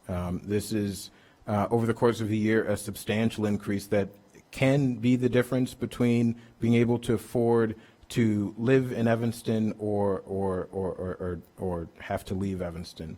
And as we'll hear later, we have hundreds of students in our school district who are homeless, and far too many of them are falling through the cracks. This wage increase will help parents ensure that their students have the resources they need to stay here in the city. What I would like to do is, I know that I know that all of you care about workers. I know you do. I know that you want to see folks' wages go up, and I know that your concerns are coming from a genuine place, and that we just need more education around this issue. And so what I'm going to, rather than having folks vote it down, what I'm going to do is move that we table this to our October meeting, which will then, Chicago will have acted on it already. That'll give time for council members to, you know, have genuine conversations with the folks from High Roads to actually learn in practicality what these models look like and what it means, so we can move forward with this and ensure that we are giving our workers a better wage, and ensure that we don't lose droves of our best workers to the city of Chicago, who is definitely a competitor with the city of Evanston, our largest competitor by far. This will allow us to move forward with this in the future. And so I move to table this item to our October 7th or October 5th meeting. Oh, that sounds right. Well, they will the day before, October 4th. Something like that. And what I'd like to see in that time, I've heard that there are programs, there are trainings. We need that for our businesses. They need to be brought up to speed to understand how to do this, because what I don't want to do is ring a bell we can't unring. And we do that quite a bit. And I care about people. I am proximate to it. I work every day. I'm a single parent, so I know what it means to struggle to get your kids where they need to be. So I don't think we understand the plight. I do. Let me speak for me. I understand the plight. But if we chase everybody out of town, businesses, there won't be jobs to increase the wages. And this will be about the 5th time we've told businesses something is going to change. And as workers can go to Chicago, so can these restaurants, so can these businesses. I want it to all balance. I want to be clear about that. I want it to all balance and everybody be all right. Because you tip the boat too much, you all fall out. That's real life. So I want to do it right. I need to be very clear about that. Our city wants to do it right. So that will take some time to understand what right looks like. And I hope everybody respects that, we will get things done. Okay? So I accept. If I can, one thing, just, we can have these conversations between now and the October meeting, but particularly if One Fair Wage can help get us data on the job growth numbers in communities that have implemented this, because to your point, the data is showing that tipping is higher, job growth is higher, all of the positive indicators are higher in communities who have implemented this policy. And so we can provide that data. And also, I think it's important for the council members on top of businesses. I mean, certainly High Roads Restaurants is offered to assist our restaurants, particularly in making this adjustment. But I think it's important for council members, particularly on this committee, to avail themselves so you can see for yourself, what does this look like in practicality, get deep into the numbers. I mean, they got a spreadsheet that breaks down every bit of running a restaurant, and they can actually plug in those numbers for a real restaurant and help them figure out what the model is. And so I would really ask that we set up time for restaurants in your ward and businesses in your ward to go through this, and hopefully you can attend one of those sessions. And then lastly, I do want to note there are amendments that could be made to this that are reasonable. One, this ordinance does currently, as drafted, increases the subminimum wage to the minimum wage all at once. A number of jurisdictions have done it, phased it out over a couple of years. And so before I move to table this to our October meeting, I'd like to have this in the ordinance for October. I would move to amend the ordinance to phase in the increase in the subminimum wage over 3 years. Is there a second? You need to put that in writing, so. That's not a committee rule, that's a council rule. You need to put that All in right. writing, so I'll put it in Nicolia writing. has it. That's a Chrissy rule right now.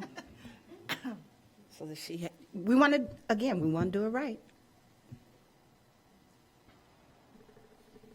Again, I think education is the key. And if this can be done and we can educate people on how to do it, then that's just the time that it takes to do that. Yeah. Our rent is higher, our taxes are higher than Chicago. So when you're looking at numbers, I want all our stuff to match up. Which is why we need to raise the wage, because our rent is higher, our taxes are higher. For our restaurant owners too. So, have you written down? or are you still I'm going to write it. I will, if I can just write it after, because the reason we do that at council is because we're voting on it at that time. This is actually going to come back to us as a completed document, and we'll be able to look at it. Okay, so did I hear a second on the table? Or a second on the motion to amend. Either. Did I hear a second on anything? It's kind of quiet over there. It's going to be tabled anyhow. It's got to be from up here, but that was a good try. That was cute. CM, you can second. Chair can second. Chairs can second. Okay, I'll second. for All the right, table. wonderful. All right, I didn't think we could. I'm it's on table. the amendment. No, it's on the table. Did we have a vote on the amendment yet? But we can come back to that. So there has been a motion to table. It has been seconded. We didn't get a second on the motion. So I will call for roll call on the table.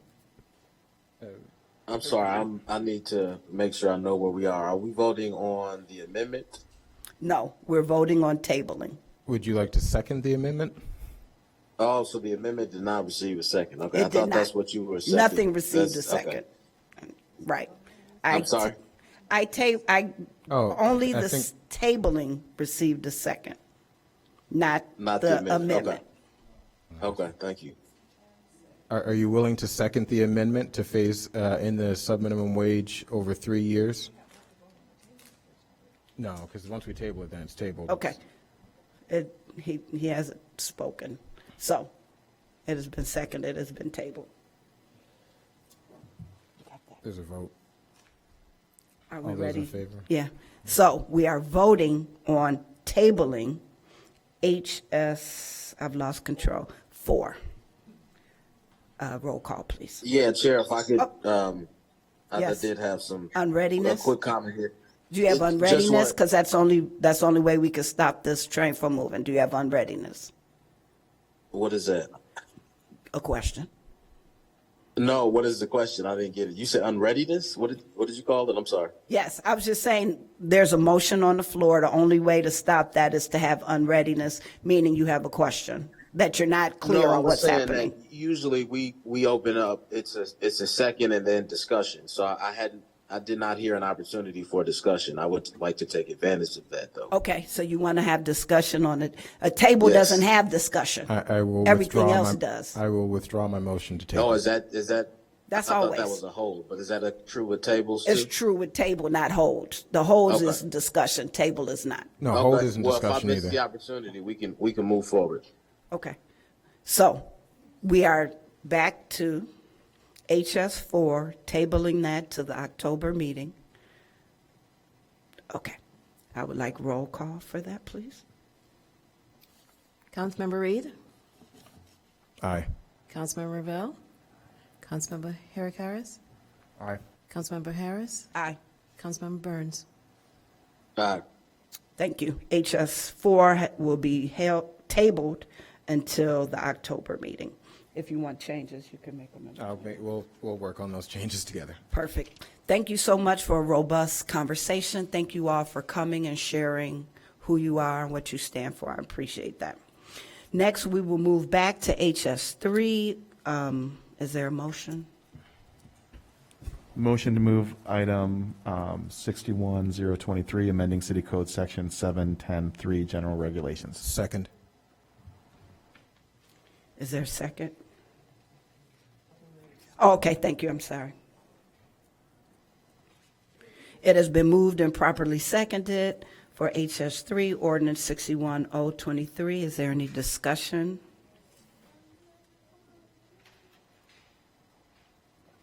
Is there any discussion? I will call one more time. Is there any discussion? All right, I will call for a vote. Can that be roll call, please? I'm sorry. Yes. Where are we at? What item again? I'm sorry. HS3. And I'm asking do you have discussion? For the ordinance 61023, amending City Code Section 710.3, General Regulations.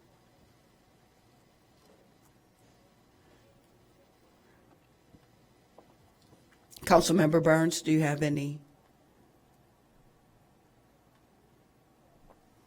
I think he's losing being connected. Okay, so third time. Are there any discussion? I'd like roll call vote for HS3, please.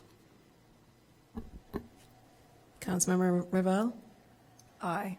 Councilmember Herrick Harris, Aye. Councilmember Harris, Aye. Councilmember Burns, Aye. Councilmember Reed. It passes unanimously, 5-0.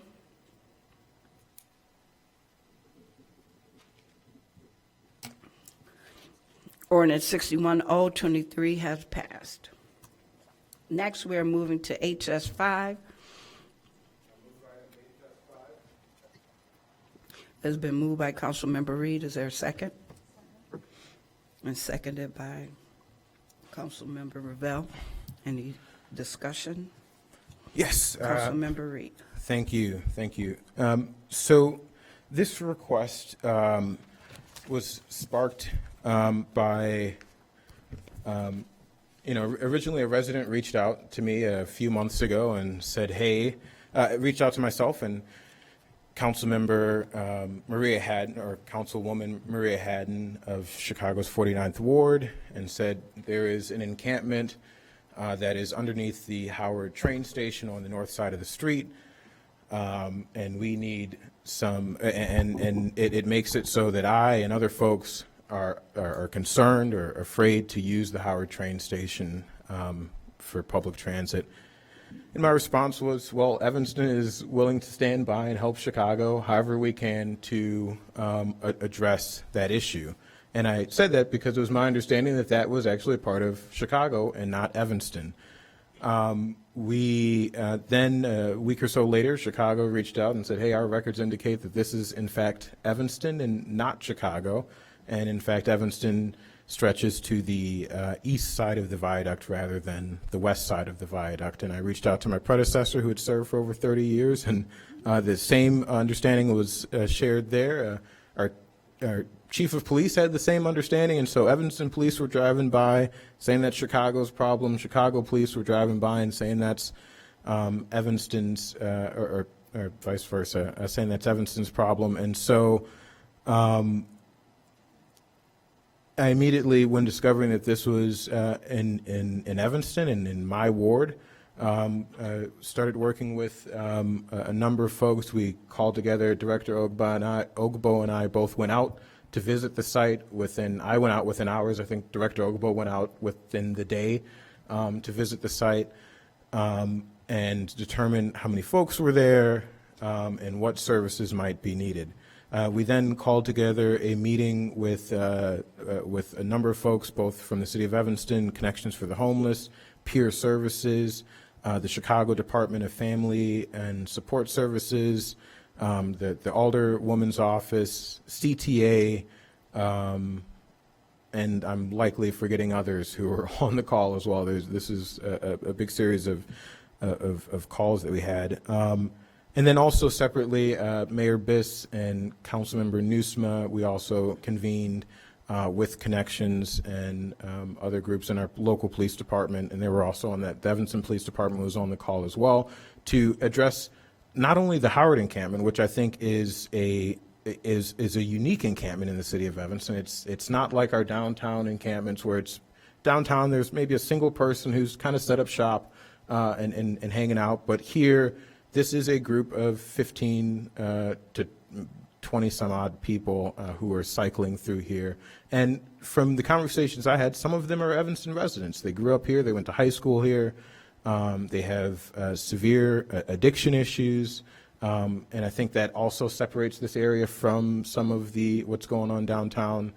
And what happens here is there's a congregation, not only of these folks who have severe addiction issues, but a congregation then of people who profit from that. And you know, we think about a couple of years ago how a child and his father were shot, and I believe that the child was murdered. How that happens on Howard Street at 7 o'clock in the morning? Well, it's because it's 7 o'clock in the morning. There are just about any time of the day or night you can find a large group of folks who are who are selling, hard narcotics. And so we put together a plan to try to address both encampments and homelessness generally. We know this is a huge issue, so we have a proposal from Connections, who is really, fortunately we have you, but almost unfortunate that you're really the only game in town that does this work. So we're glad to have you, and we've got an agreement from Peer Services to handle drug treatment and medication for 30 folks. So that'll take care of the folks who are in the encampment, as well as a number of folks throughout the city in downtown, particularly downtown encampments. And this will provide us, and so this funding request is for $1.2 million for Connections, $300,000 for Director Ogbo's department, and this will give the director, I think between now and council, we'll get some more details on paper, but this will give the director flexibility similar to the Refugee Resettlement Fund that we created, which is far more reaching than our current assistance programs. This will give similar flexibility for the director to assist people in a whole host of ways and provide them with some necessary funding. And then we also have $200,000 for District 65.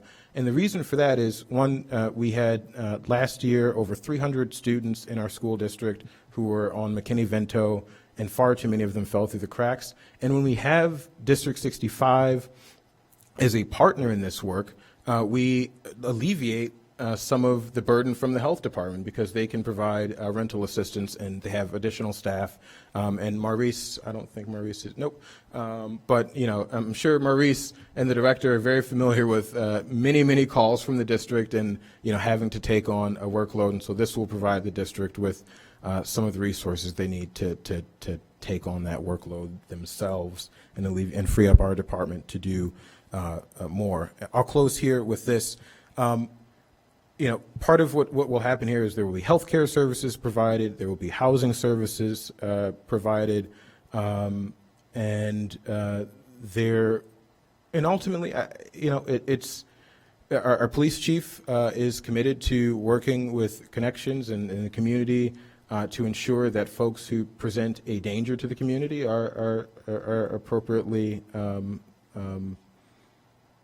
addressed. Yes, thank you.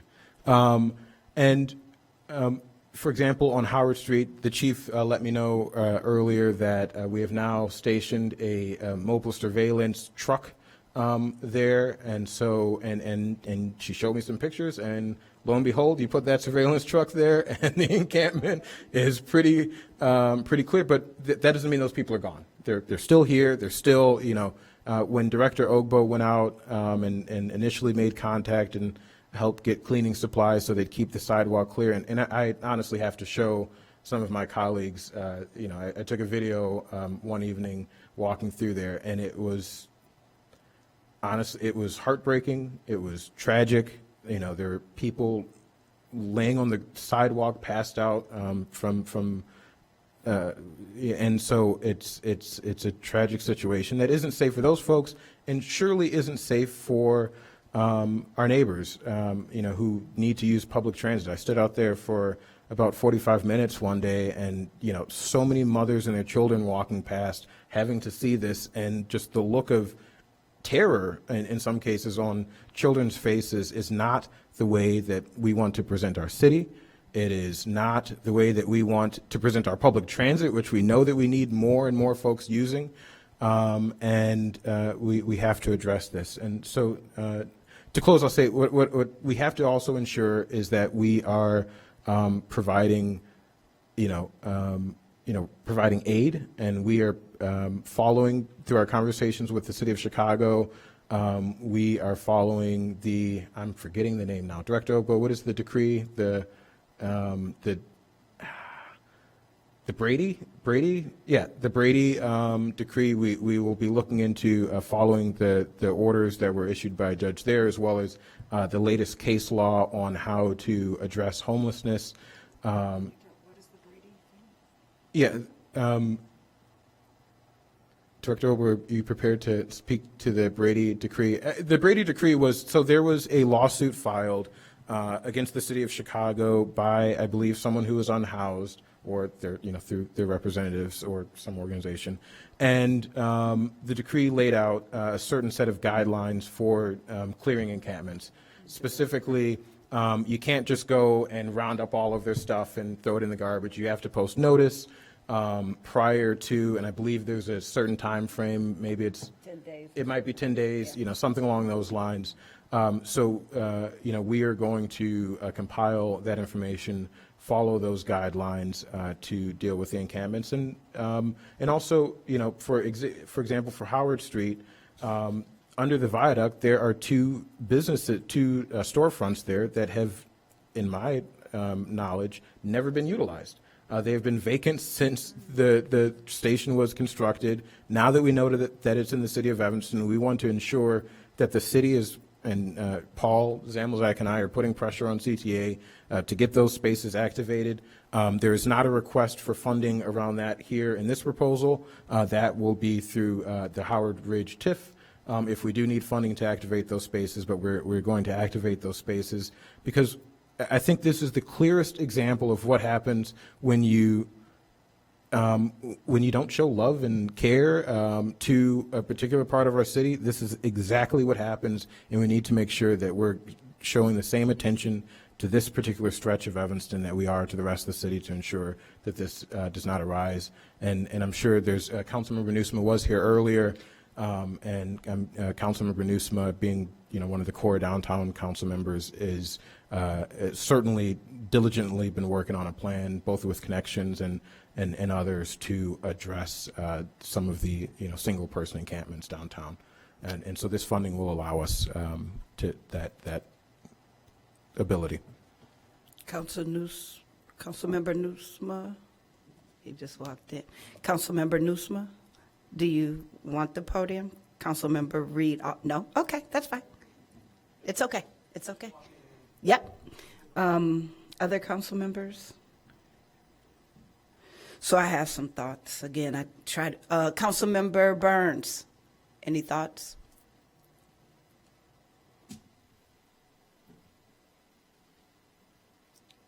Councilmember Burns?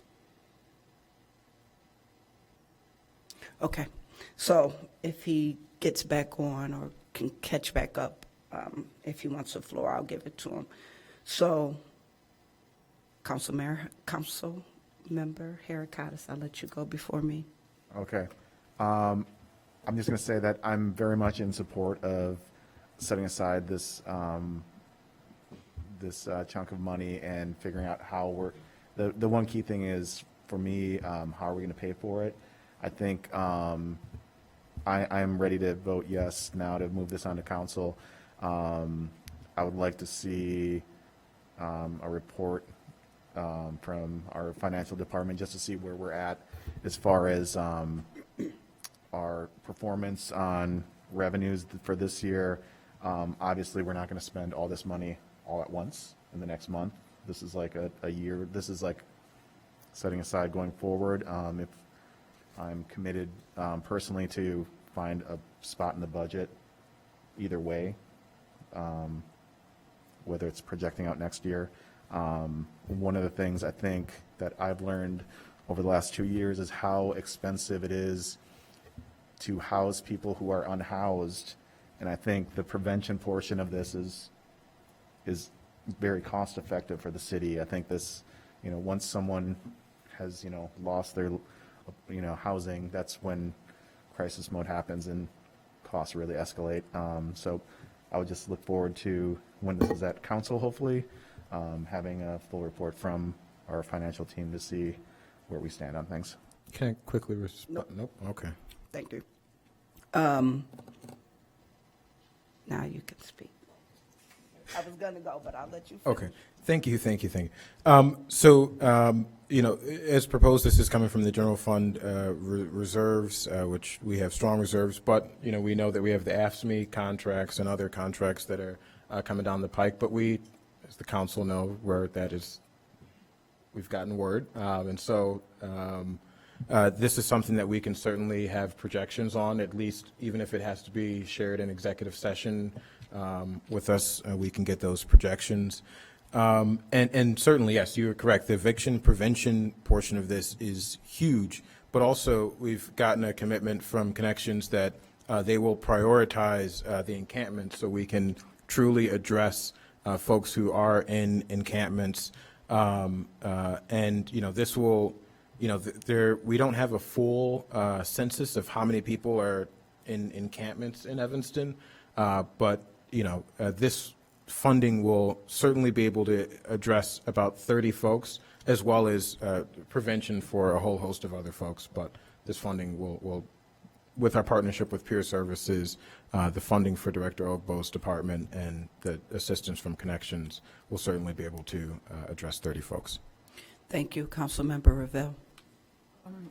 Since I see we have a lot of our Connections friends here, I was just interested in hearing a little bit more directly from them. So are these programs that are listed in our packet, are those current programs, and we're extending the funding to allow them to continue for another 12 months? And yeah. That is correct, Councilmember.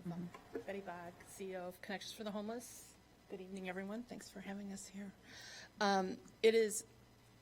Connections is like many organizations that had a growth period during the pandemic because of demand for our services, and we were fortunate that there was a lot of coronavirus relief funding that allowed us to do that work. We are, like many other organizations in our position, pivoting to remain the robust organization that we built over that period, and that requires us to have different funding sources for this work.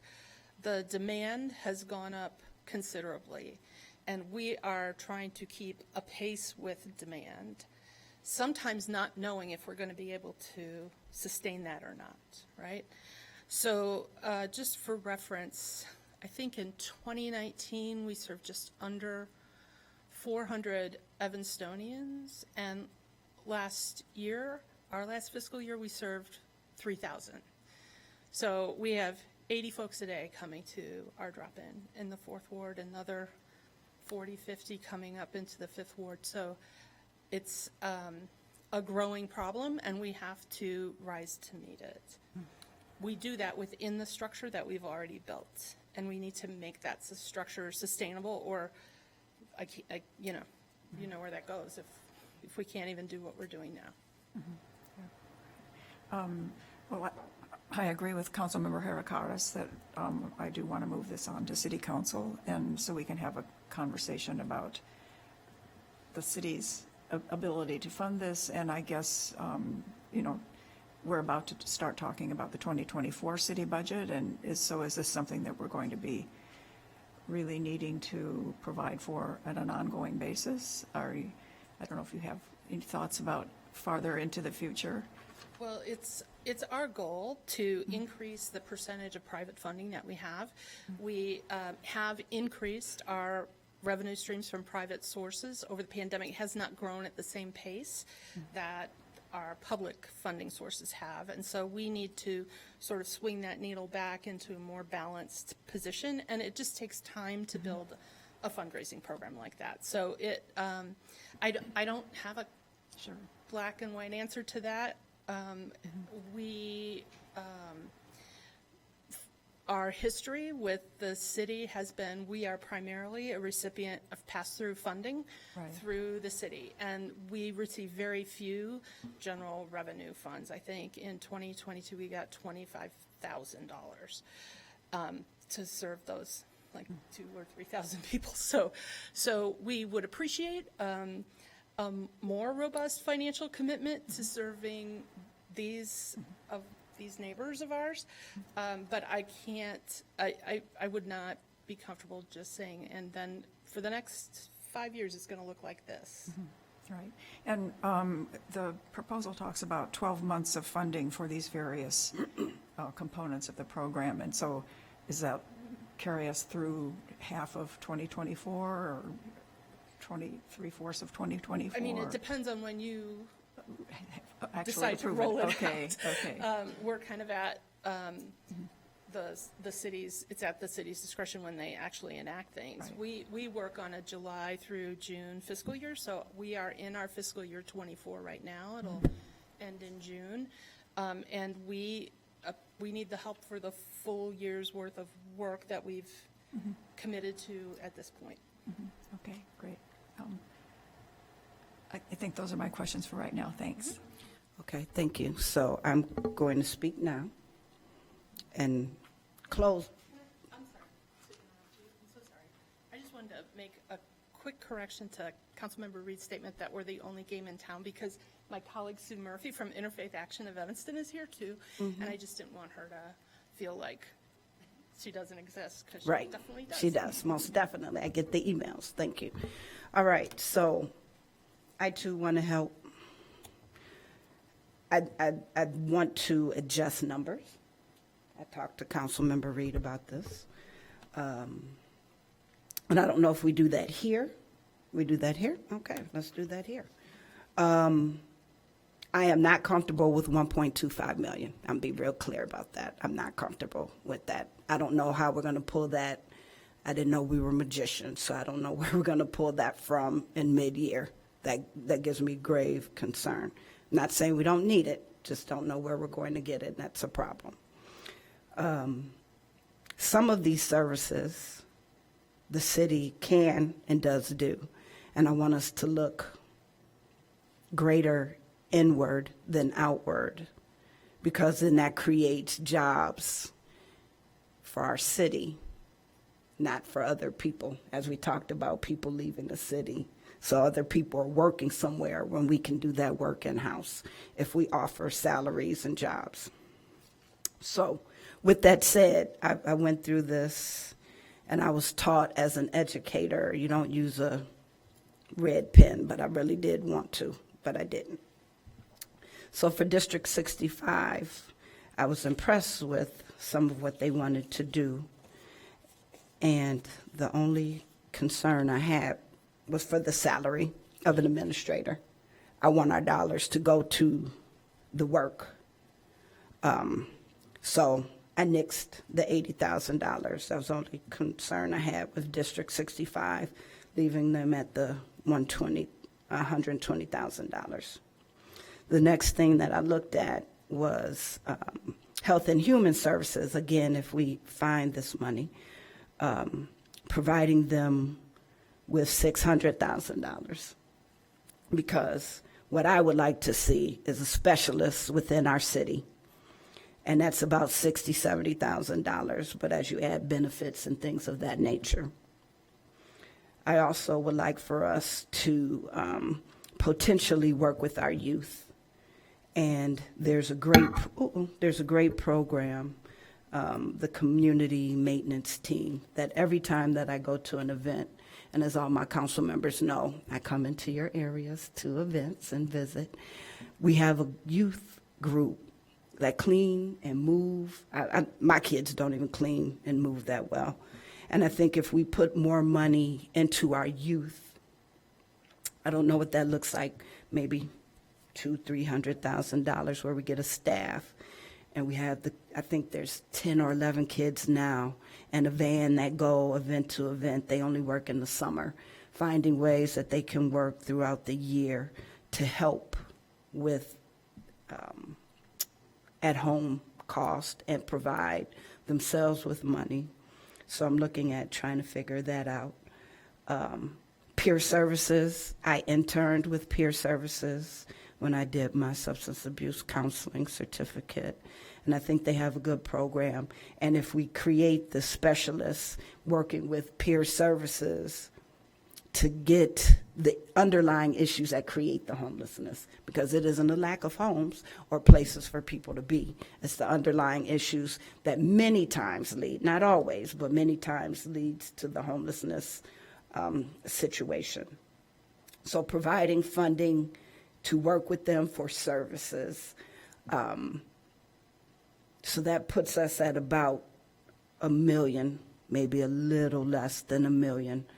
But that money moves back into the city. And some of that can go to connections. And I can write those numbers a little better. But I think we can provide those services in-house. And that is what I'm hearing community members say to me as well, that they are not happy with our tax dollars moving out of the city and into other agencies. So, Councilmember, those are my suggestions and comments at this time. Councilmember Reed. Thank you, thank you. I really appreciate your suggestions there and getting to your version of yes, so I appreciate that. I will say we have Allie Harnett here, who is with District 65, the district-wide counselor, social worker, and certainly we can have Allie give some words, but I want to note that this staff position or supporting the staff there means that we alleviate pressure on Director Ogbo's department and allow a partner. Yes, they are another, agency, if you will, but they are our school district that serves our children. And so this will allow them to directly work with families and not have to shift that over to the city with our staff. I certainly agree. I'm happy to shift some of this funding around. I think Director Ogbo is extremely responsive, and given more funding, we'll be able to do even more. And so I'm supportive of that. I just want to highlight that, if we do bring this in-house, then that is creating a year-over-year commitment. If we work it, shop it out, then, next year it's on Connections to find more funding. And maybe we fund it, maybe we don't, but the burden isn't necessarily on us. Once we've hired an employee, we want to keep that person employed, responsibly, unless, again, it's another unless we, up front, we tell them it's short term. And lastly,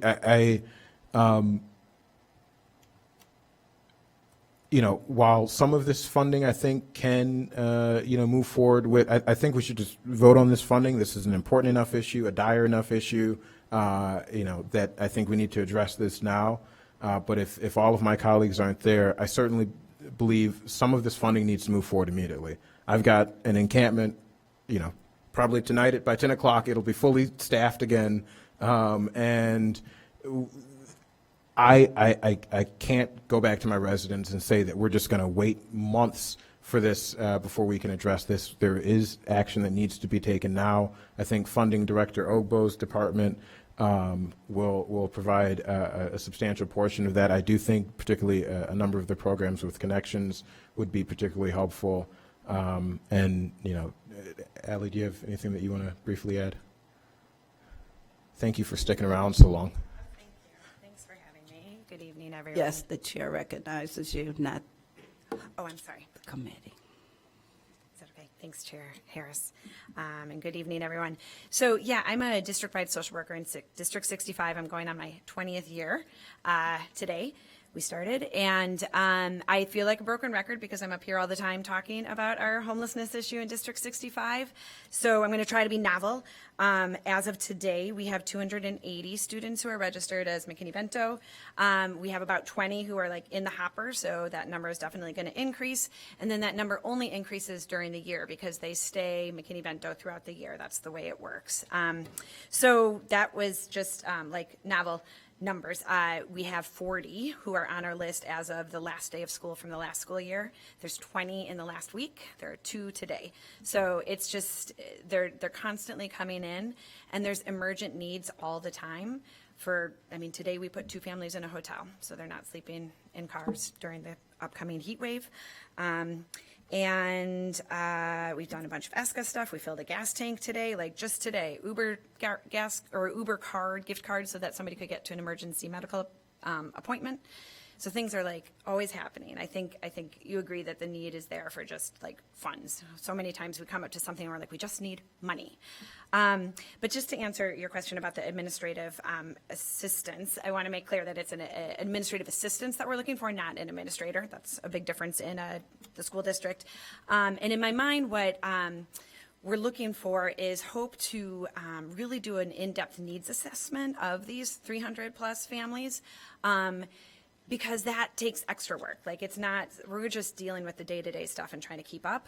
And in order to really be able to assess the needs, we need to spend time on the phone. When I do an in-depth needs assessment with a family that's just come, it's an hour on the phone and another hour to do follow-up stuff every single time, like a lot. So, and I haven't been able to keep up myself. And so we're just trying to like get some help to be able to keep up and get some more information. And I think that with some more data about what is going on with the families, what are their needs, then we can all make better decisions. The district can make better funding decisions. The city will be able to make better funding decisions. Connections can make, some funding decisions. So I just feel like it would be really interesting information to have. And our funding that we have for the district is not for that kind of thing. It's for like student programs and education and stuff. So I know interns are really good. Northwestern has some really good interns that will not cost us that. And you can employ more of them, and they're getting the day-to-day understanding of that service as well. I know we're using those in the city, and I've been very impressed. So thank you. I was one of those one day. That would be great. Thank, I'd love to look into thank that. you. I just want to. You have 30 I just want to note that seconds. these are families that are experiencing homelessness. I think this is more sensitive than sending out a 20-year-old intern to deal with this. I think it is important to have someone who has the professional experience and background to deal with such sensitive information. And so I think there are plenty of things that we as the city and maybe even the district can find uses for Northwestern students for. I don't know if this is one of them or this is the most appropriate use of that. So interns can be graduate students, if they are into the field, and we're not going to debate that, Sure, give you sure. 30 seconds, thank you. Can I just say one thing? I would love it if we could develop an intern program. In my mind, what is needed is a District 65 employees who have access to student data, because student data is really closely protected. And I feel like it is a city, like it's a city issue that everyone wants to eradicate homelessness. I know that we all want to work together to do it, but it's a district employees that would be able to have access to the data to get the information.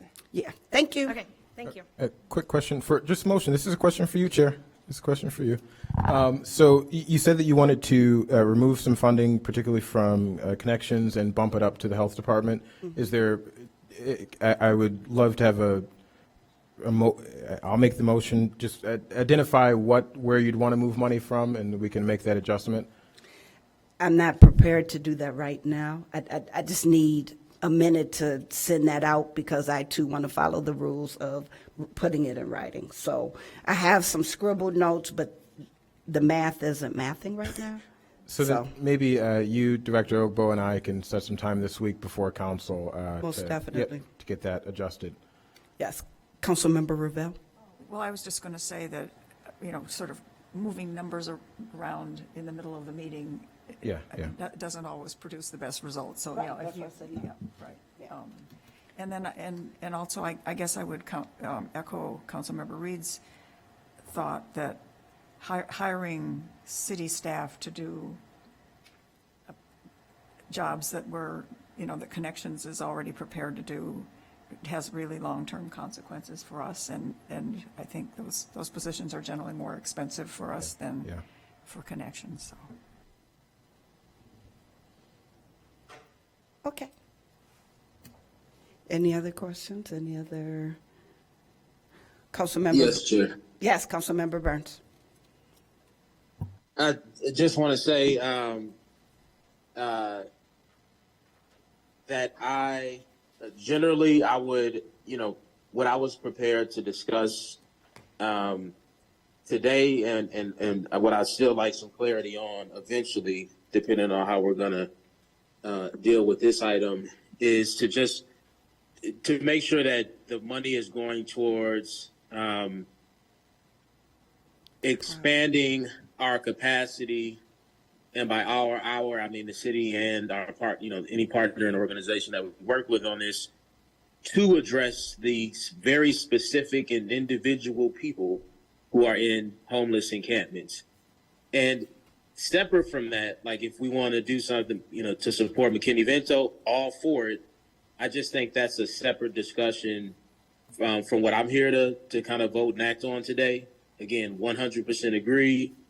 I've worked alongside Allie and others. I've been on those calls where there's 6 to 8 of us working with one family, and it really requires that sometimes to try to house somebody whose housing is threatened. So I understand the need. I just want to make sure that we come out of this, though, with a targeted effort to address our homeless encampments. And in my opinion, I view that as needing, making sure that if we're going to work with Connections, that they have staff people that have the capacity, that in addition to their kind of current workload, that they can literally go out and meet with people on a consistent basis who are in these homeless encampments to try to help them. And I would expect the same from peer services. Because if we can't do that, then I think that's when we are just, continuing to support really, organizations, well-deserved organizations, but it won't necessarily lead to a reduction in what we're seeing at the homeless encampments. In addition to that, if we can provide a notice and move things around, I think we should do that. I think my other question would be, why haven't we done that? Maybe, we've wanted to develop a plan first, and maybe that's why. But in addition to the support, we should be doing that as well. Whenever we figure out what we're going to do in terms, because housing is going to take time. So the question becomes, are we going to allow this to continue in the way it is now until we find permanent housing? Do we have a plan to put people in temporary housing? I don't know if we've determined how many people are out there, but are we going to put people temporary housing, hotels, motels, etc. I'm looking for a plan to address the very specific issue, which is homeless encampment. So I just wanted to add that to the record. Thank you. Chair, Council. I appreciate You're trying you. my patience, I appreciate you, Councilmember Chair. Reed. Councilmember Reed. Yes. I want to note for Councilmember Burns, we called you a little bit earlier, so you may have stepped away, but what this plan does, and I think Councilmember Hericares and Ravel said it the best, which is that we get, with some of these programs, we get more bang for our buck doing homelessness prevention. And so I think it's important to put that forward, that funding forward as well. And this would alleviate pressure from our health department by partnering with District 65, which would leave our health department with a greater ability to, have some, not that there's a lot of extra time or maybe any extra time, but leave them some greater ability to address encampments. Councilmember Harris has proposed increasing the funding for the Health and Human Services Department. We're going to sit down this week and address that. And as far as your question regarding, the Brady policy with dealing with encampments, I think it's my opinion. I think it's the opinion of our, I don't want to speak for our police department, so please, if I'm saying something wrong, but I think our police department and our, city manager and staff, that we can't just clear the encampments if we don't have housing available for these folks. We need to have funding available to house these folks, or it's inhumane to just clear the encampments and have nowhere for them to go. And so that is what this funding will allow us to do. And then to the point around connections, Councilmember Ravel asked, are these new programs? And no, these aren't new programs, but this allows the continuation of programs that are critical, and Connections has committed to prioritizing outreach to folks that are in the encampments and using this funding to support services for folks who are in encampments. And as well as I noted earlier, Peer Services has committed to providing substance abuse treatment for 30 individuals, which would include counseling and medication. Councilmember Ravel. Sheriff, I'm going to do Councilmember Ravel, and then I'll come back to you, Councilmember Burns. Well, I guess I do have to say that in all of this, these great programs that are listed here, I don't see them leading to actually getting some of these individuals into housing. I think it's,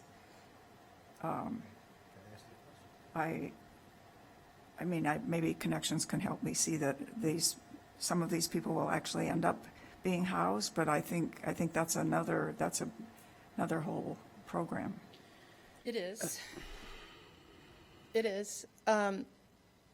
We did not ask for new dollars for housing because we have a wait list, which we want to get these folks on to get people into the scarce stock of housing that does exist. And we're required to work through the local continuum of care to make sure that people can get housed. If they want to stay here, that's great, but they might want to live in Westchester or Dalton or something, and we make sure that they can go where they want to be. I am really worried about our capacity to go out and outreach to these folks at the encampments if we are unable to sustain the staff we currently have. And I have 80 people coming a day, and they all need housing. That's not to say, there's a hierarchy of terrible places to live, right? Like, that's the worst, an encampment under an L station. So it's better to be sleeping on a train, for sure. That's better. And then they're sleeping on someone's couch where you might get kicked off. So we absolutely can prioritize people according to their vulnerability. That's what we do. And we have to use standardized vulnerability assessments to do that. So I'm not promising that So we have to have individual conversations with these folks, and it would be our goal is to get them into the system that exists, that works, to get people housed. And it absolutely is a lack of housing that is causing homelessness. That is absolutely what the data tells us. And could you just say how big your waiting list is already? For housing? Mm-hmm. Gosh, I don't have that off the top of my, I mean, every person that we're working with, which is probably 80 to 100 folks at any given time, we're putting them all on the wait list. Everyone in the Margarita is on a wait list for housing. It's our goal to get housing for every single person that we work with. So, I mean, ideally, we actually prevent them from losing their housing in the first place, and we do that through eviction prevention for sure. But once people enter the homelessness system, then it's our goal to get them out. Thank you. And sorry, there is new funding available to us for more rapid rehousing. So that is coming from the state of Illinois. And so it's not that there's no further housing options. There really is a lack of units being built. So the issue is places to put people. It's not just the landlords, it's places to actually physically locate people. Thank you. Councilmember Burns. No, that was, I'm appreciate that Betty Ball spoke, because that was going to be my follow-up is, my understanding of this issue is we're already dealing with a shortage in terms of housing. And so this idea that, yep, we're going to spend some more money and we're going to get people relocated from the train stop and we're not going to find another place for them to be until then is just not in step with the reality that it takes time to house people that are on wait lists right now. And some of the individuals who are out there now may be on those wait lists, but this idea that a new group of people that enter this wait list are somehow going to find housing quickly is to me not based in reality. And so that's why I keep saying if there's like a different strategy that we can come up with to address homeless encampments and individuals there, I'd like to at least consider that before we allocate, new spending in any area. I've seen, again, if I can continue, I've seen housing that we can, that some cities have installed that's like a simple bed, toilet, and it's like a community. It's small, it's not the greatest thing, but I'm sure it's comparable to what somebody experiences living in a tent or some makeshift shelter.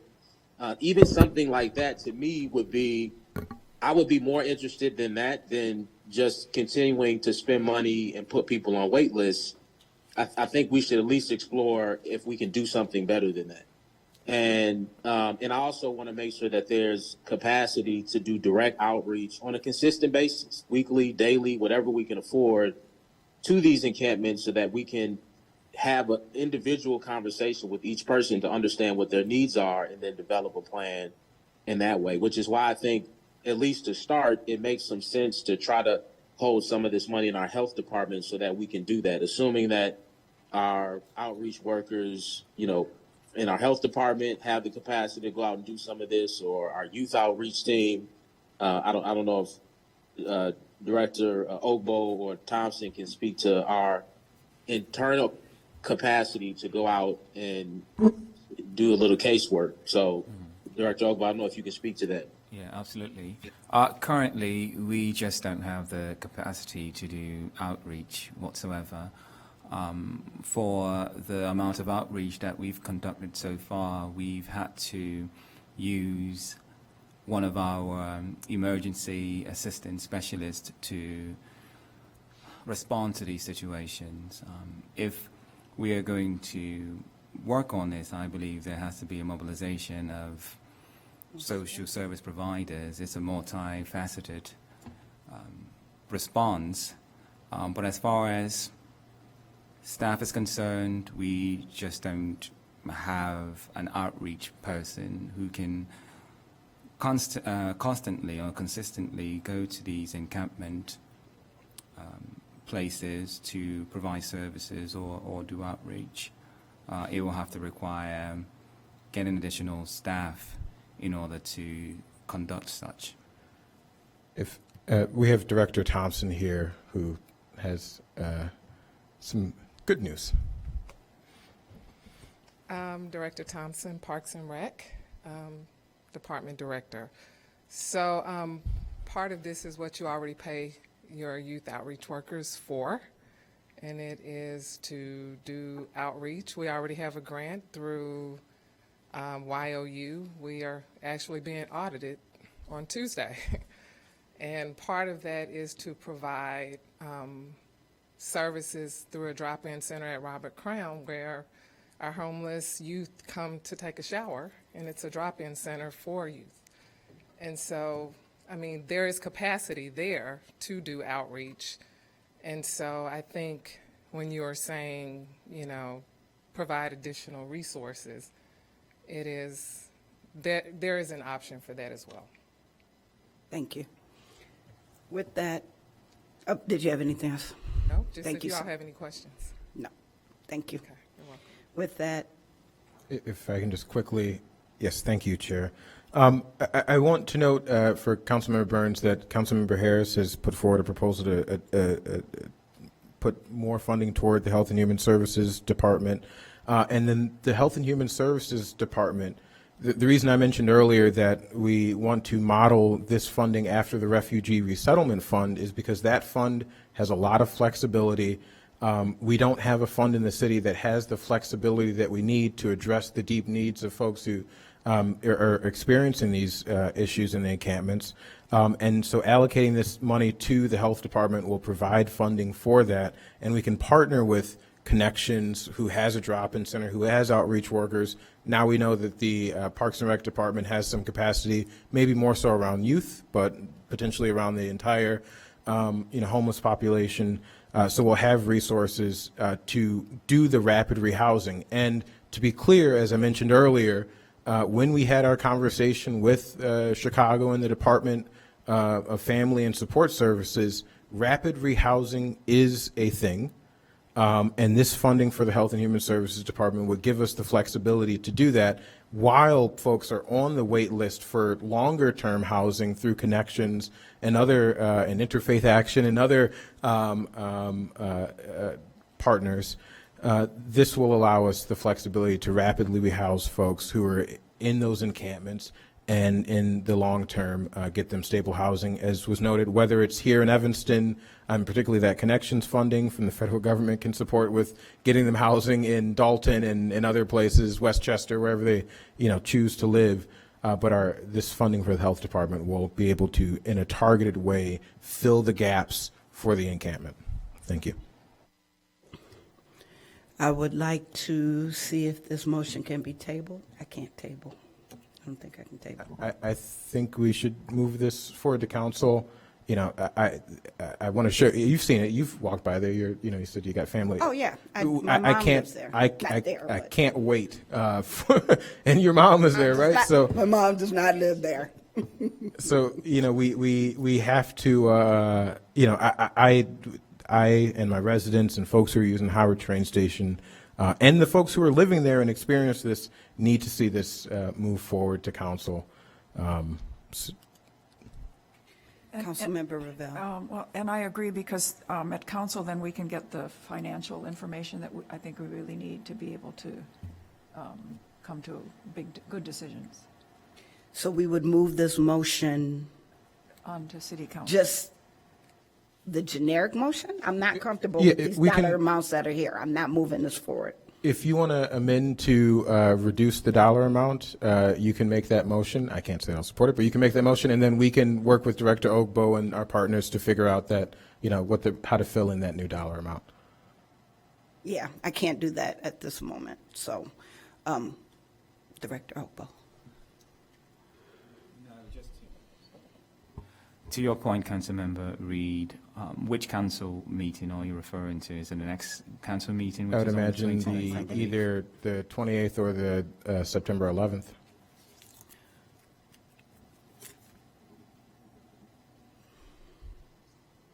I don't know who I turned off. Councilmember Heracottis. I think I would like to suggest if we can move this forward to the September 11th the way it is, and that would give some time for your feedback to make a friendly amendment to Councilmember Reid's proposal here. and then we'll still have 2 readings at the very least. Oh, because it's one. Well, we can, at that point, we can make changes, and also, I think it's worthwhile having all of us chime in on the financial portion of this, and this, we can move forward there. Okay. And since we didn't increase the minimum wage, we're gonna need more of this funding.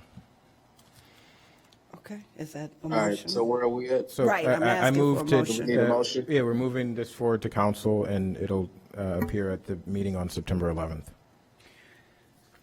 Are we going to vote on that? Did you hear that, Councilmember Burns? Yeah, can you hear me okay? Yes. We can. Okay, we so voting at on this time, there's a motion to move HS 5 as it stands to City Council. I'd like roll call, please. Oh, well, no, is there a second? Did we get a second? Yeah. All right. Can I get a roll call? Councilmember Herrick Harris? Aye. Councilmember Ravel? Aye. Councilmember Reed? Aye. Councilmember Harris? No. Councilmember Burns? Councilmember Burns? Aye. So it passes 4-1. It will move on to council. Thank you for the robust conversation. I appreciate the community willing to help one another. Next, we have items for discussion, items for communication, review of police complaints and comments report.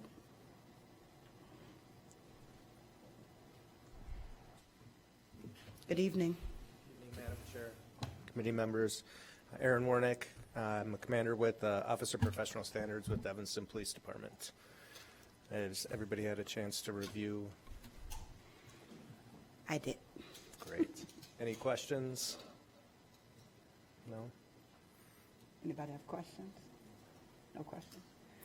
No questions? That's great. That's easy. Thank Much you. appreciated. Everyone have a good night. Thank you so much. Right, we should have done you first. So we vote on that, right? To put it on? Okay, so I need a motion to. I can't hear you. I'm sorry. To move to accept HS 6? Yes. Yes. To accept and place on file. And place on file, yes. Is there a second? It has been moved and properly seconded to place the report on file. All those in favor? Aye. Aye. Any opposed? Any abstentions? Seeing none, it moves forward. Next up is for our workforce development update. I asked for staff to come bring us an update. I've been very impressed with some of the programming that I've seen, the Aspire program, and I wanted this team to come forward and talk to us. Oh, so thank you so much, and good evening, Human Services Committee and Chair. Thank you so much for providing us the opportunity for the Workforce Development Division to come give an update. I'll make it brief. I'm sorry. For some of the discussion. No worries. Do we have a picture? Okay, great. Thank you so much. So we would just like to provide an update, if it's all right with oh, no worries. If it's okay with Director Ogbo. No problem. We move forward. Absolutely. So we would just like to provide an update on the things that the division has accomplished, the things that we're currently working on, and things that we want to implement in the future. And with that stated, we really just want to kind of give a brief snapshot over some great accomplishments that the workforce initiatives have accomplished thus far. Thank you so much. And our PowerPoint didn't download as good as we would have liked it to. Nevertheless, in December 2021, as a lot of you here can recall, the Workforce Framework was established to provide connectivity to career pathway opportunities and and to address industry skill gaps here in Evanston. The division's mission is to support local businesses and develop a diverse skilled workforce by empowering and educating and equipping participants with the in-demand skills required to obtain sustainable career and advancement opportunities that stimulate economic prosperity.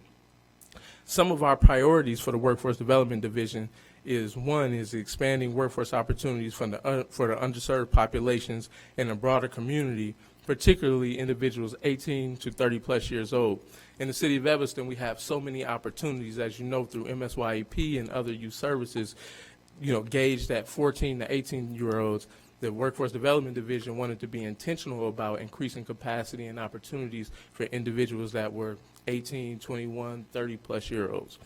We also want to work, and we've also been working in our community to reduce barriers to employment for community members experiencing unemployment, those that are underemployed, as a lot of you discussed tonight, and also individuals returning back to our community who've been impacted by the carceral system. And last but certainly not least, we've been working to enhance private and public collaboration. Yes, ma'am. Thank you so much. But, I was looking at Councilmember Reed. He really wants to get out. Don't put it on me. I just mess with you, Councilmember Reed. You've always been with us. You know that. So no worries. But in 2023, the City Council approved 2 additional positions to assist in amplifying workforce development. The newly established division is comprised of a workforce manager, a workforce development coordinator, a career development coordinator, and we have a part-time career navigator position. Additional staff support has been crucial to the expansion of our workforce activities. And, when we work with community partners, everyone is just thrilled that the City of Evanston has prioritized workforce development and is making a deep impact in our community. Here, I wanted to provide a snapshot of some of our quarter 2 report. To create efficiency, the division is also implementing technology such as UpSquad, which is a central information portal. We also use Canva and JotForm, which helps track client progress, conduct needs assessments, and identify industry skill gaps and codify relevant information.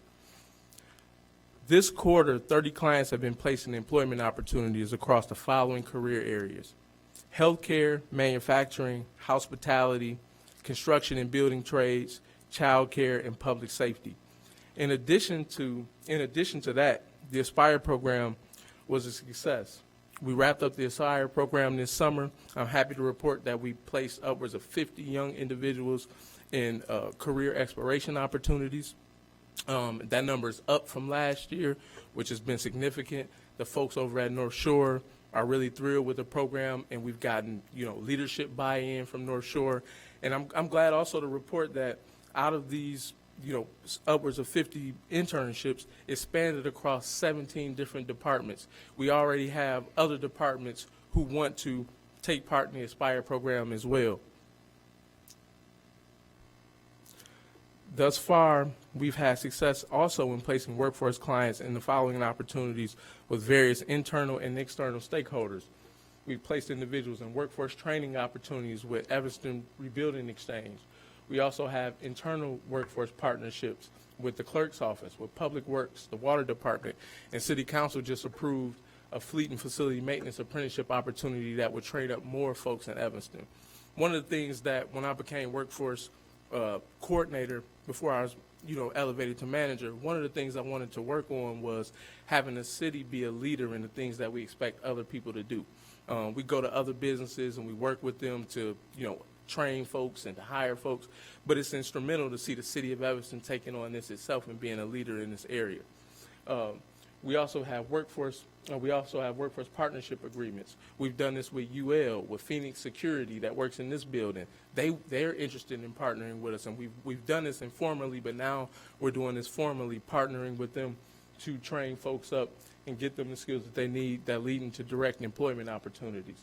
Last but not least, we have sectorial partnerships and relationships that we've built out with Graduate, Northlight, UL Research Institutions is coming to Evanston. We've got individuals hired there. And so when folks come before our council, we want them to know that we want them to enter into agreements with the Workforce Development Division to get our folks hired. You want to sign, which is great. We want to work with you all to get folks in positions as well. And so they've been susceptible to that, and we're happy to report on that also. I touched a minute ago on North Shore and the number of internships that we placed this year. I'm happy to also report that a number of those have led to employment opportunities. Young folks are learning the skills that they need, and young adults are learning the things that they need, and they're going into direct employment opportunities. As we know, everyone, we would like individuals to go to college, but everyone's not going to college. So we want to provide tangible opportunities for those individuals to go into career development opportunities and to receive direct employment opportunities. And as you see from those areas, we have sterile processing, anesthesiology, nursing, pharmacy, finance, health IT, laboratory services, just to name a few. But we have a cafeteria of different career exploration opportunities for young folks to go in. It's just not a one-stop shop. And so individuals are gaining the skills that they need to really be conducive and move forward in their career paths that they would like to explore. Our division's model focuses on case management, wraparound services, and apprenticeships and workforce development training, as I just discussed. As a result, our residents are exposed to direct engagement and resource connectivity, progressive support and sustainability, paid work experience, credential attainment, and transferable skills that make them more marketable in the workforce. A lot of folks, they come to us, the young people, and we want youth and young adults to understand that we're not just placing you in a position, but we stay connected to individuals, whether you're going an internship or whether you're directly hired by one of our employer partners. We have a career development coordinator, as I discussed previously. Council gave us 2 more positions, and we want to follow folks. We want to case manage. We want to continue to provide you with the wraparound services you need to be successful once we place you in a role. And so these are just some of the things that we focus on. Again, case management, wraparound services, and if you need training, we connect you to that.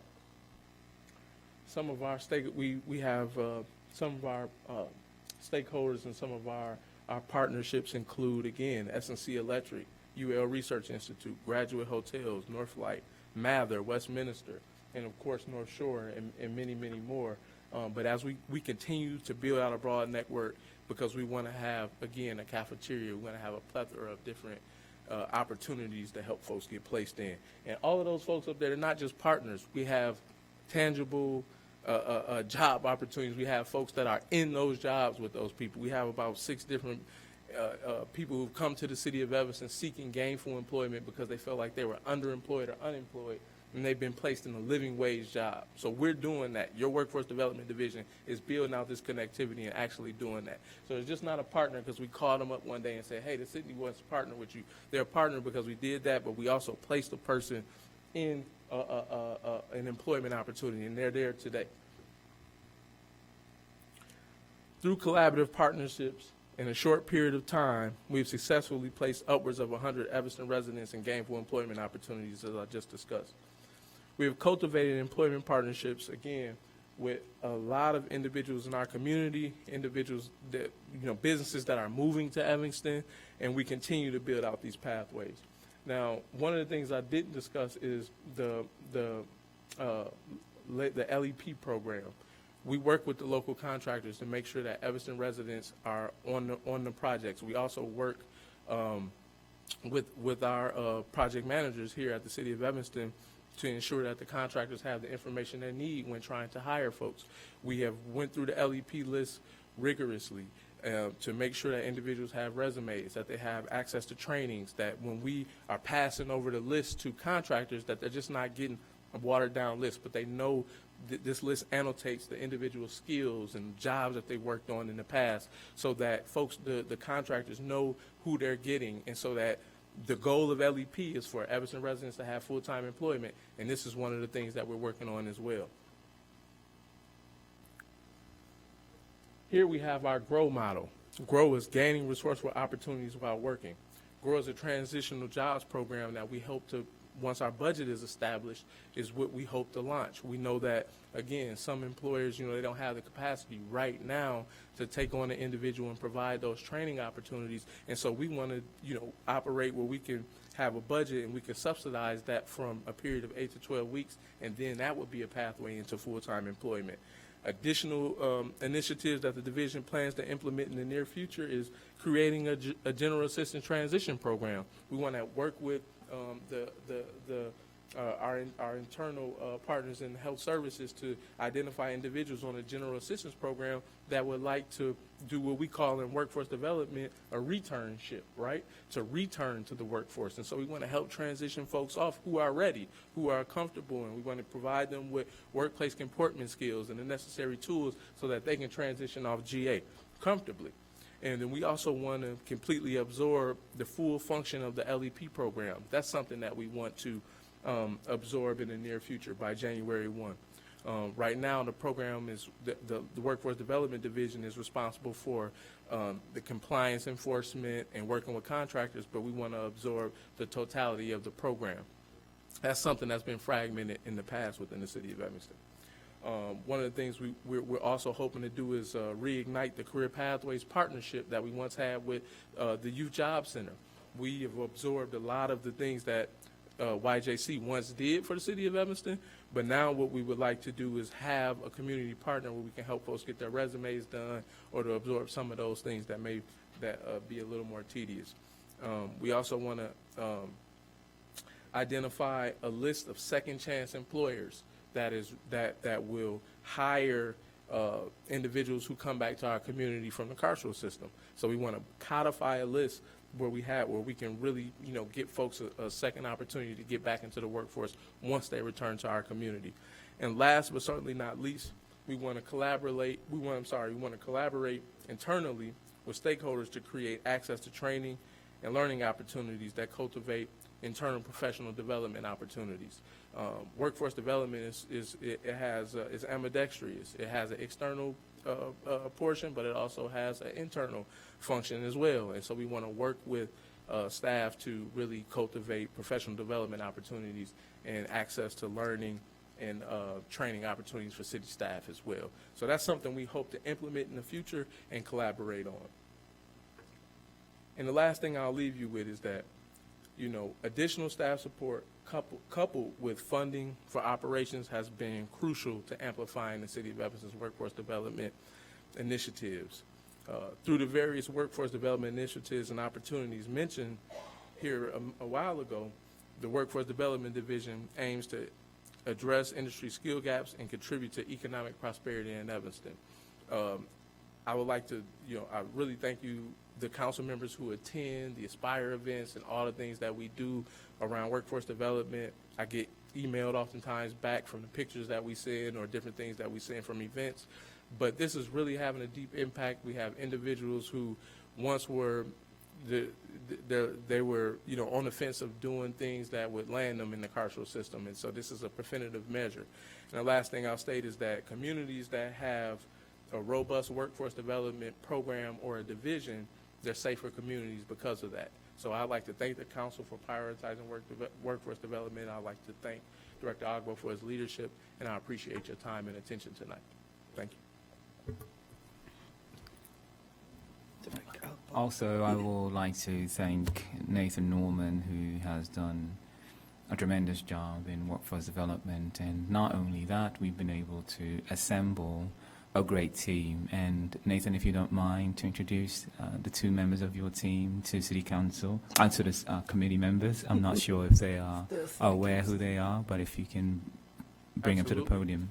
Absolutely. So, please, would you all come to the podium? We have, I'll let them introduce themselves, please. Good evening, Council. Jessica Cooper, Workforce Development Coordinator, native of Evanston, so I'm excited to be back here after going off and coming back. So I'm happy to be here in front of you all. Thank you. Hello, everyone. Gennaro Hernandez, Career Development Coordinator, Workforce Division. Thank you all so much for being here. I've been impressed with the work. I've been impressed with the students. I've told you that.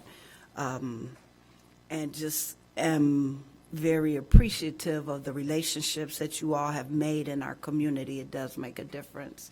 And these students, just to see them flourish is encouraging because we don't see enough of that on TikTok and social media.